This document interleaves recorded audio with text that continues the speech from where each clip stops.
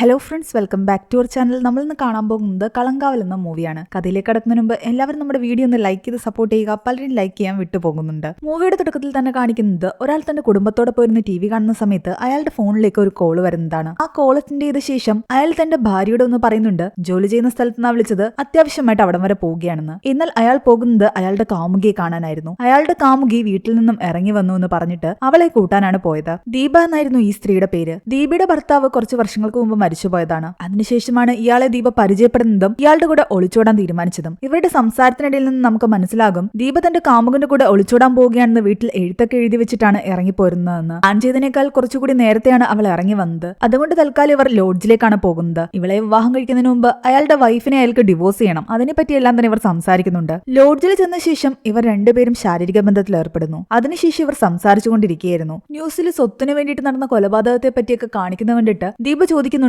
ഇങ്ങനെ ഒരാൾക്ക് ഒരാളെ കൊല്ലാൻ പറ്റുമെന്ന്. അത് കേട്ടുകൊണ്ട് അയാൾ പറയുന്നു വേണ്ടി വന്ന ചില സാഹചര്യത്തിൽ ചിലർക്ക് ചിലരെ കൊല്ലേണ്ടി വരുമെന്ന്. ഞാനും പല കൊലപാതകങ്ങൾ നടത്തിയിട്ടുണ്ട്, അത് വല്ല മൃഗങ്ങളും ആയിരിക്കുമെന്ന് ചിരിച്ചുകൊണ്ട് ദീപ പറയുന്നു. എന്നാൽ അത് കേട്ട് അയാള് ഒരു വല്ലാത്ത ചിരിച്ചിരിച്ച് ദീപയോട് പറയുന്നുണ്ട് ചിലരൊരു സുഖത്തിന് വേണ്ടിയിട്ടാ കൊലപാതകങ്ങൾ നടത്തുന്നത്, അപ്പൊ നിങ്ങൾ എന്നെ കൊല്ലാൻ പോവുകയാണോ എന്ന് അവൾ ചിരിച്ചുകൊണ്ട് ചോദിക്കുന്നു. അത് തമാശയ്ക്ക് ചോദിച്ചതായിരുന്നു അവൾ. അയാള് പറയുന്നുണ്ട് വേണ്ടി വന്നാൽ ചിലപ്പോൾ ഞാൻ നിന്നെ കൊല്ലുമെന്ന്. ഇങ്ങനെയൊന്ന് ചിന്തിച്ചു നോക്കിക്കേ, എന്റെ വൈഫും കുട്ടികളും അടങ്ങുന്ന സന്തോഷകരമായ കുടുംബം, നീ അതിലേക്ക് കയറി വന്നതാ. അപ്പൊ എനിക്ക് നിന്നെ വേണ്ടാന്ന് തോന്നിക്കഴിഞ്ഞാൽ എനിക്ക് ഇങ്ങനെ കൊന്നു കളയാമല്ലോ. അതും പറഞ്ഞുകൊണ്ട് അയാൾ ചിരിച്ചുകൊണ്ട് അവളുടെ കഴുത്തിലൂടെ ചുരിദാറിന്റെ ഷോൾ എടുത്തിട്ട് മുറുക്കുന്നു. ചുമ്മാ കൊല്ലുന്നത് എങ്ങനെയാണെന്ന് അയാൾ കാണിക്കുകയാണെന്ന് വിചാരിച്ച് ദീപ ചിരിക്കുകയായിരുന്നു. എന്നാൽ പെട്ടെന്ന് ആ പിടിമുറുകി. അയാൾ അവളെ ശരിക്കും കഴുത്ത് ഞെരിച്ച് കൊല്ലുകയായിരുന്നു. അവൾ മരിച്ചുവെന്ന് ഉറപ്പായ ശേഷം അയാൾ തന്റെ സ്യൂട്ട് കേസിൽ അവളുടെ ബോഡി എടുത്തു വെച്ച ശേഷം ലോഡ്ജിൽ നിന്നിറങ്ങി കാറിലേക്ക് കയറുന്നു. ഇയാൾ ആരാണെന്നോ ഇയാളുടെ പേരെന്താണെന്നോ ഒക്കെ നമുക്ക് പിന്നീട് അറിയാം. സീൻ അവിടെ നിന്നും കട്ടായിട്ട് പോലീസ് സ്റ്റേഷനാണ് കാണിക്കുന്നത്. കോട്ടായിക്കോണം എന്ന് പറയുന്ന സ്ഥലത്ത് ഒരു കമ്മ്യൂണൽ ലഹള നടക്കുന്നുണ്ട്. അതിനെപ്പറ്റിയുള്ള കൂടുതൽ ഡീറ്റെയിൽസ് അറിയാൻ വേണ്ടിയിട്ട് സ്പെഷ്യൽ ബ്രാഞ്ചിൽ നിന്ന് ജയകൃഷ്ണൻ എന്ന് പറയുന്ന ഒരു പോലീസുകാരൻ വരുന്നു. അവിടെ നടക്കുന്ന പ്രശ്നം അവിടുത്തെ പോലീസുകാരനായ ബാബു എക്സ്പ്ലെയിൻ ചെയ്ത് കൊടുക്കുകയാണ്. മിലിറ്ററിയിൽ ജോലി ചെയ്യുന്ന വിമലിന്റെ സഹോദരി വിമല യൂസഫ് എന്ന് പറയുന്ന ഒരാളുടെ കൂടെ ഒളിച്ചോടിപ്പോയി. 6 മാസം മുമ്പെയാണ് ഈ ഒളിച്ചോട്ടം നടന്നത്.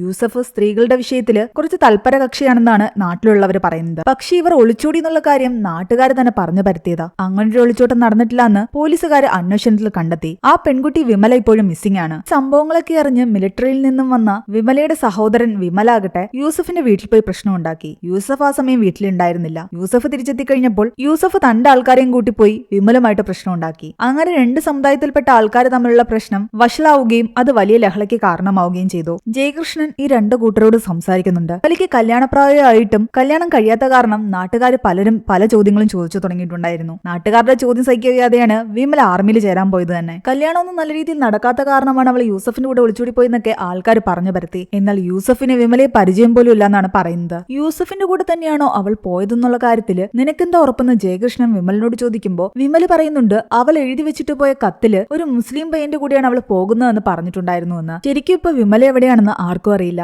ആദ്യം ഒളിച്ചോട്ടോന്ന് വിചാരിച്ചത് കാരണം പോലീസുകാര് വലിയ രീതിയിൽ അന്വേഷിച്ചിട്ടുണ്ടായിരുന്നില്ല. ഇപ്പോൾ പ്രശ്നമുണ്ടായ ശേഷമാണ് പെൺകുട്ടിയുടെ മൊബൈൽ കേന്ദ്രീകരിച്ച് അന്വേഷണം ആരംഭിച്ചിരിക്കുന്നത്. വിമലയുടെ ഫോൺ റെക്കോർഡ്സ് എടുത്തതിൽ നിന്നും അവർക്ക് മനസ്സിലായി വിമല ഇവിടുന്ന് കാണാതാകുന്നതിന് മുൻപ് അവളുടെ ഫോണിലേക്ക് വിളിച്ചുകൊണ്ടിരുന്നത് തമിഴ്നാട്ടിലെ ആറ്റൂരുള്ള ഏതോ ഒരു പയ്യനായിരുന്നു എന്ന്. അവൾ ഇവിടുന്ന് പോയ ശേഷം ഫോൺ സ്വിച്ച് ഓഫ് ആയി. അത് കഴിഞ്ഞ് കുറച്ചു ദിവസം കഴിഞ്ഞിട്ട് ഫോൺ സ്വിച്ച് ഓൺ ആവുകയും ചെയ്തു. എന്തായാലും ഇവൾക്ക് ബന്ധം ഉണ്ടായിരുന്നത് യൂസഫിന്റെ കൂടെയല്ല. പോലീസുകാര് ആ തമിഴ്നാട്ടിലുള്ള പയ്യനെ അന്വേഷിച്ചു പോകുന്നു. അതേസമയം തന്നെ പോലീസിലെ മറ്റൊരാളുടെ ഹെൽപ്പോടുകൂടി ആ പയ്യന്റെ അഡ്രസ് വിമലും സംഘടിപ്പിക്കുന്നു. അവരും തമിഴ്നാട്ടിലേക്ക് പുറപ്പെട്ടു. ആ പയ്യന്റെ പേര് സ്റ്റീഫൻ എന്നായിരുന്നു. പോലീസുകാർ സ്റ്റീഫന്റെ വീട്ടിലെത്തി അവനെ പറ്റി അന്വേഷിക്കുമ്പോഴേക്കും വിമലും കൂട്ടരും സ്റ്റീഫനെ വേറൊരിടത്തു നിന്നും കൈയോടെ പിടിച്ചിട്ടുണ്ടായിരുന്നു. പെങ്ങളെന്തേന്ന് അവനോട് ചോദിക്കുമ്പോൾ അവൻ പറയുന്നുണ്ട് നിങ്ങൾ ആരെ പറ്റി സംസാരിക്കുന്നത്, നിങ്ങൾ ചോദിക്കുന്ന കാര്യങ്ങളൊന്നും എനിക്ക് മനസ്സിലാകുന്നില്ല എന്ന്. വിമലും കൂട്ടരും സ്റ്റീഫനെ ഒരുപാട് തല്ലി. പക്ഷെ അപ്പോഴും വിമലെ ആരാണെന്ന് പോലും സ്റ്റീഫൻ അറിയില്ലായിരുന്നു. സ്റ്റീഫനെ ഇങ്ങനെ ഇവന്മാർ പിടിച്ചുകൊണ്ട് പോകുന്നത് കവലയിലിരുന്ന ആൾക്കാർ കണ്ടു. പോലീസുകാർ സ്റ്റീഫനെ അന്വേഷിച്ച് അവിടെ എത്തുമ്പോൾ അവര് പറയുന്നുണ്ട് കുറച്ച് ആൾക്കാർ സ്റ്റീഫനെ പിടിച്ചുകൊണ്ട് പോയിന്ന്. അങ്ങനെ ആ സ്ഥലം അന്വേഷിച്ച് പോലീസുകാർ ഇവിടെ എത്തുമ്പോഴേക്കും വിമലും കൂട്ടരും അവിടെ നിന്ന് ഓടിപ്പോകുന്നു. ആവശ്യനിലയിൽ അവിടെ നിന്നും സ്റ്റീഫനെ അവർക്ക് കിട്ടി. സ്റ്റീഫനെ അവർ നേരെ ഹോസ്പിറ്റലിലേക്ക് കൊണ്ടുപോയി. പോലീസുകാർ ചോദിക്കുമ്പോഴും സ്റ്റീഫൻ പറയുന്നുണ്ട് വിമലെ എനിക്ക് അറിയില്ലാന്ന്. പിന്നെ എങ്ങനെ ഇവന്റെ ഫോണിൽ നിന്ന് അവളുടെ ഫോണിലേക്ക് ഒളിച്ചോടുന്നതിന് മുമ്പ് നിരന്തരമായിട്ട് കോളുകൾ വന്നുവെന്ന് ഇവർ ചോദിക്കുമ്പോഴാണ് അവൻ പറയുന്നത് അവന്റെയാണെന്ന് പറഞ്ഞ് അവർ കാണിച്ച ആ നമ്പർ അവന്റെ കസിൻ സിസ്റ്റർ സെൽവിയുടേതാണെന്ന്. സിം എടുത്തത് ഇവന്റെ പേരിലാണ്, പക്ഷെ ഉപയോഗിച്ചിരുന്നത് സെൽവിയാണ്. ആ പെൺകുട്ടി എവിടെയെന്ന് ചോദിക്കുമ്പോൾ ഞെട്ടിക്കുന്ന കാര്യമാണ് ജയകൃഷ്ണൻ സ്റ്റീഫനിൽ നിന്ന് കേൾക്കുന്നത്. സെൽവിയും 8-10 മാസം മുമ്പ് ഏതോ ഒരു പയ്യന്റെ കൂടെ ഒളിച്ചോടിപ്പോയെന്ന്. അതിനുശേഷം അവളെ പറ്റി ഒരു വിവരവുമില്ല. സെൽവിയുടെ മിസ്സിംഗ് കേസിനെ പറ്റി അവർ പോലീസ് സ്റ്റേഷനിൽ അന്വേഷിക്കുമ്പോൾ അവിടുത്തെ പോലീസുകാർ പറയുന്നുണ്ട് ആ പെൺകുട്ടിയും വീട്ടിൽ കത്തെഴുതി വെച്ചിട്ടാണ് പോയത്. ഒളിച്ചോടി ഒളിച്ചോടിയ ശേഷം സെൽവിയുടെ ഫോൺ ഓഫായിരുന്നു. അവളെ നിരന്തരമായിട്ട് വിളിച്ചുകൊണ്ടിരുന്ന അവളുടെ കാമുകന്റെ ഫോണും ഓഫായിരുന്നു. അങ്ങനെ സെൽവിയുടെ കാമുകന്റെ നമ്പറിന്റെ ഡീറ്റെയിൽസ് ആ സ്റ്റേഷനിൽ നിന്നും ജയകൃഷ്ണന് കിട്ടുന്നു. അതൊരു കേരള നമ്പറായിരുന്നു. ആ നമ്പറിന്റെ ഡീറ്റെയിൽസ് നോക്കുമ്പോൾ അത് സിന്ധു എന്ന് പറയുന്ന ഒരു സ്ത്രീയുടെ നമ്പറാണ്. അങ്ങനെ അവർ ആ സിന്ധുവിന്റെ വീട് തേടി പോകുന്നു. അവിടെ ചെല്ലുമ്പോഴാണ് അവർ അടുത്ത ഞെട്ടിക്കുന്ന കാര്യം കേൾക്കുന്നത്. സിന്ധു ഒരു വർഷം മുമ്പേ ഒളിച്ചോടി പോയതാണ്. പിന്നീട് അവർ സിന്ധുവിനെ കൊണ്ടുപോയ ആളുടെ നമ്പർ ട്രേസ് ചെയ്തു പോയി. അത് ഷഫാന എന്ന് പറയുന്ന ഒരു പെൺകുട്ടിയുടെ പേരിലായിരുന്നു രജിസ്റ്റർ ആയിരിക്കുന്നത്. ഷഫാനയും ആരുടെയോ കൂടെ ഒളിച്ചോടി പോയതാണ്. ഷഫാനയുടെ കാമുകന്റെ നമ്പർ എടുക്കുമ്പോൾ അത് ബബിത എന്ന് പറയുന്ന ഒരു പെൺകുട്ടിയുടേതാണ്. ബബിതയുടെ കാമുകന്റെ നമ്പർ എടുക്കുമ്പോൾ അത് രാഗി എന്ന് പറയുന്ന പെൺകുട്ടിയുടെ. അങ്ങനെ ലിസ്റ്റ് നീണ്ടുകൊണ്ടേയിരുന്നു. അതായത് ഓരോടത്തു നിന്നും ഓരോ പെൺകുട്ടികൾ ഒളിച്ചോടുന്നു. ആ പെൺകുട്ടികളുടെ എല്ലാം കാമുകന്മാരുടെ നമ്പർ എടുക്കുമ്പോൾ അതെല്ലാം തന്നെ പല സ്ഥലത്തു നിന്നും ഒളിച്ചോടിയ വേറെ പെൺകുട്ടികളുടെ നമ്പറാണ്. ഒളിച്ചോട്ടായത് കാരണം പോലീസുകാർ ഈ കേസൊന്നും വലിയ കാര്യമാക്കി എടുത്തിട്ടില്ല. പിന്നെ പല പെൺകുട്ടികളുടെയും വീട്ടിലേക്ക് ഇടയ്ക്കൊക്കെ വല്ല ലെറ്റേഴ്സും വരും.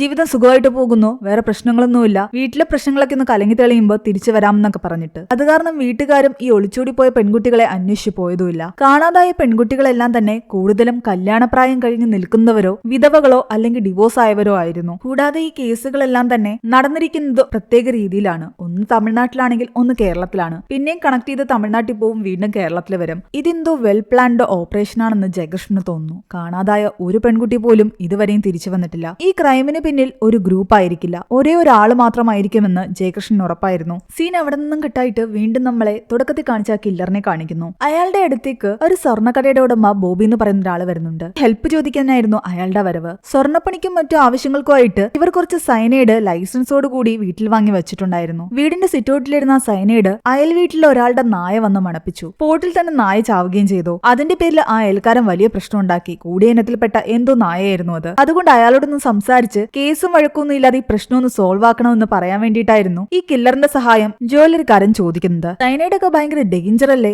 അതൊക്കെ ഇങ്ങനെ സൂക്ഷിക്കാമെന്ന് ചോദിക്കുമ്പോൾ ലൈസൻസ് ഉണ്ടെങ്കിൽ സൂക്ഷിക്കാം, പിന്നെ സ്വർണ്ണപ്പണിക്ക് ഇത് ആവശ്യവുമാണ്, കുറച്ചുള്ളിൽ ചെന്ന് കഴിഞ്ഞാൽ ആള് പെട്ടെന്ന് തീർന്നു പോകുന്നൊക്കെ ഈ ജ്വല്ലറിക്കാരൻ പറയുന്നു. ഇതെല്ലാം മനസ്സിലാക്കിയ കില്ലറാകട്ടെ ഇയാളുടെ കയ്യിൽ നിന്ന് ആ ലൈസൻസ് ഒന്ന് വാങ്ങിയ ശേഷം അതും കൊണ്ട് ആരും അറിയാതെ രാത്രിയിൽ സൈനൈഡും മറ്റും വിൽക്കുന്ന കടയിലേക്ക് പോയിട്ട് ഈ ലൈസൻസ് കാണിച്ച് ജ്വല്ലറി ആവശ്യത്തിനാണെന്ന് പറഞ്ഞിട്ട് അവിടെ നിന്നും കുറച്ച് സൈനൈഡ് വാങ്ങിക്കുന്നു. സൈനൈഡ് ഉള്ളിൽ ചെന്ന് കഴിഞ്ഞാൽ എത്ര സമയത്തിനുള്ളിൽ ആള് മരിക്കുമെന്നറിയാൻ വേണ്ടിയിട്ട് അത് ടെസ്റ്റ് ചെയ്യാൻ ആഹാരത്തിൽ കുറച്ച് സൈനൈഡ് മിക്സ് ചെയ്ത് വഴിയരികിലിരുന്ന ഒരു വൃദ്ധന്റെ കയ്യിൽ ആ ആഹാരം കൊണ്ടുപോയി ഈ കില്ലർ കൊടുക്കുന്നു. ആ പരിസരത്ത് തന്നെ ഒന്ന് വെയിറ്റ് ചെയ്ത ശേഷം അയാൾ പോയി നോക്കുമ്പോൾ ആഹാരം കഴിച്ച ആ വൃദ്ധൻ മരിച്ചിട്ടുണ്ടായിരുന്നു. പിന്നീട് കാണിക്കുന്നത് ഈ കില്ലറാകട്ടെ ഒരു ബ്രോക്കറെ കണ്ട് സംസാരിക്കുന്നതാണ്. തന്റെ സഹോദരൻ ഡിവോഴ്സ് ആയതാണെന്നും അയാൾക്ക് വേണ്ടിയിട്ട് നല്ലൊരു പെൺകുട്ടിയെ വേണം, ഒരു ഡിമാൻഡും ഇല്ല, സ്ത്രീധനമൊന്നും വേണ്ട, ഞങ്ങൾക്ക് ഒരുപാട് സ്വത്തുക്കളുണ്ട്, വിവാഹപ്രായം കഴിഞ്ഞു നിൽക്കുന്നവരോ ഡിവോഴ്സ് ആയവരോ വിധവകളോ ആണെങ്കിലും കുഴപ്പമില്ല എന്നൊക്കെ പറഞ്ഞ് ബ്രോക്കറിനെ സോപ്പിട്ട് അയാൾക്ക് കാശ് കൊടുത്ത് കുറച്ച് പെൺകുട്ടികളുടെ ഡീറ്റെയിൽസ് ഈ കില്ലർ കൈക്കലാക്കുന്നു. അതിനുശേഷം അതിലൊരു സ്ത്രീയെ കാണാൻ വേണ്ടിയിട്ട് കില്ലർ പോകുന്നു. തുണിക്കടയിൽ ജോലി ചെയ്യുന്ന അവരാകട്ടെ കില്ലറിനോട് ഓപ്പൺ ആയിട്ട് പറയുന്നുണ്ട് എനിക്കിനി വിവാഹം കഴിക്കാൻ താല്പര്യമില്ല എന്ന്. നമ്മുടെ ഈ കില്ലറിന് ഒരു രഹസ്യ സങ്കേതമുണ്ട്. അയാൾ കൊല്ലുന്ന പെൺകുട്ടികളുടെ ചിത്രങ്ങളെല്ലാം തന്നെ തന്റെ ബുക്കിൽ അയാൾ വരച്ചു വെക്കാറുണ്ട്.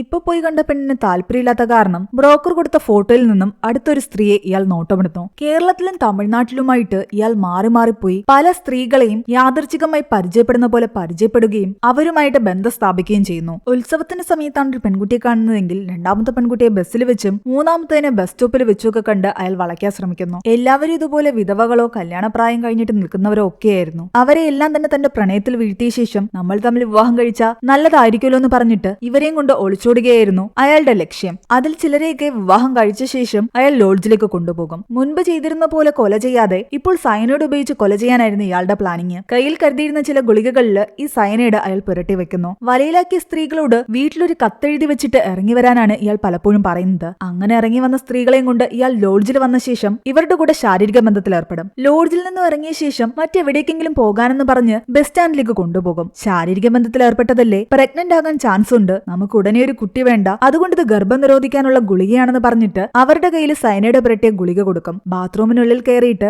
ഗുളിക കഴിച്ചിട്ട് ഒരു 5 മിനിറ്റ് ഇരുന്നിട്ട് ഇറങ്ങി വന്നാൽ മതി എന്നാണ് അവരോട് പറയുന്നത്. കാരണം ഗുളിക കഴിച്ചു കഴിഞ്ഞാൽ ചിലപ്പോൾ വോമിറ്റിംഗ് ടെൻഡൻസിയോ തലകറക്കോ ഒക്കെ വരാൻ ചാൻസ് ഉണ്ടെന്ന് ഡോക്ടർ പറഞ്ഞു. അതുകൊണ്ട് കുറച്ചുനേരം ഇരുന്നിട്ട് വന്നാൽ മതിയെന്ന് ഇയാൾ ഈ സ്ത്രീകളോട് പറയും. അങ്ങനെ ഇയാളെ വിശ്വസിച്ചിറങ്ങി വന്ന സ്ത്രീകളൊക്കെ ഇയാൾ പറഞ്ഞ പോലെ ഈ ഗുളിക കഴിക്കാൻ വേണ്ടിയിട്ട് ടോയ്ലറ്റിനുള്ളിലേക്ക് കയറും. ഗുളിക കഴിച്ച ഉടനെ സയനൈഡ് ഉള്ളിൽ ചെന്നത് കാരണം അവർ മരിക്കുകയും ചെയ്യും. ഗുളിക കഴിക്കാൻ വേണ്ടി ഇവരുടെ കയ്യിൽ കൊടുത്തിട്ട് ബാത്റൂമിലേക്ക് അവർ കയറിയെന്ന് ഉറപ്പുവരുത്തിയ ശേഷം നമ്മുടെ കില്ലർ അവിടെ നിന്ന് പോകും. പിന്നീട് അയാൾ ന്യൂസ് പേപ്പറിലൂടെയും മറ്റും ഈ സ്ത്രീകൾ മരിച്ചു എന്ന് ഉറപ്പുവരുത്തുകയും ചെയ്യും. അങ്ങനെ പലയിടങ്ങളിലെയും ബസ് സ്റ്റാൻഡുകളിലെ ടോയ്ലറ്റിൽ നിന്നും ഇതുപോലെ സ്ത്രീകളുടെ മൃതദേഹം പോലീസ് കണ്ടെടുക്കുന്നു. ഇവിടെ ജയ ജയകൃഷ്ണൻ മിസ്സിംഗ് ആയ പെൺകുട്ടികളുടെ നമ്പേഴ്സ് എല്ലാം ഇങ്ങനെ കണക്ട് ചെയ്ത് അവസാനം തമിഴ്നാട്ടിലുള്ള സരോജ എന്ന് പറയുന്ന ഒരു സ്ത്രീയുടെ വീട്ടിലെത്തി. അവരുടെ മകനോടാണ് ജയകൃഷ്ണൻ സംസാരിക്കുന്നത്. വിജു എന്നാണ് അവന്റെ പേര്. സരോജയുടെ നമ്പർ ഒരു മിസ്സിംഗ് കേസുമായിട്ട് കണക്ട് ആയിട്ടുണ്ടെന്ന് പറയുമ്പോൾ ആ പയ്യൻ ഇയാളോട് പറയുന്നുണ്ട് അമ്മയുടെ ഫോൺ ഉൾപ്പെടെ കുറച്ച് വർഷങ്ങൾക്ക് മുൻപ് കാണാതെ പോയതാണെന്ന്. അതൊരു പഴയ മോഡൽ ഫോൺ ആയതുകൊണ്ട് അവർ പിന്നീട് പോലീസിൽ കംപ്ലൈന്റ് ചെയ്യാനും നിന്നില്ല.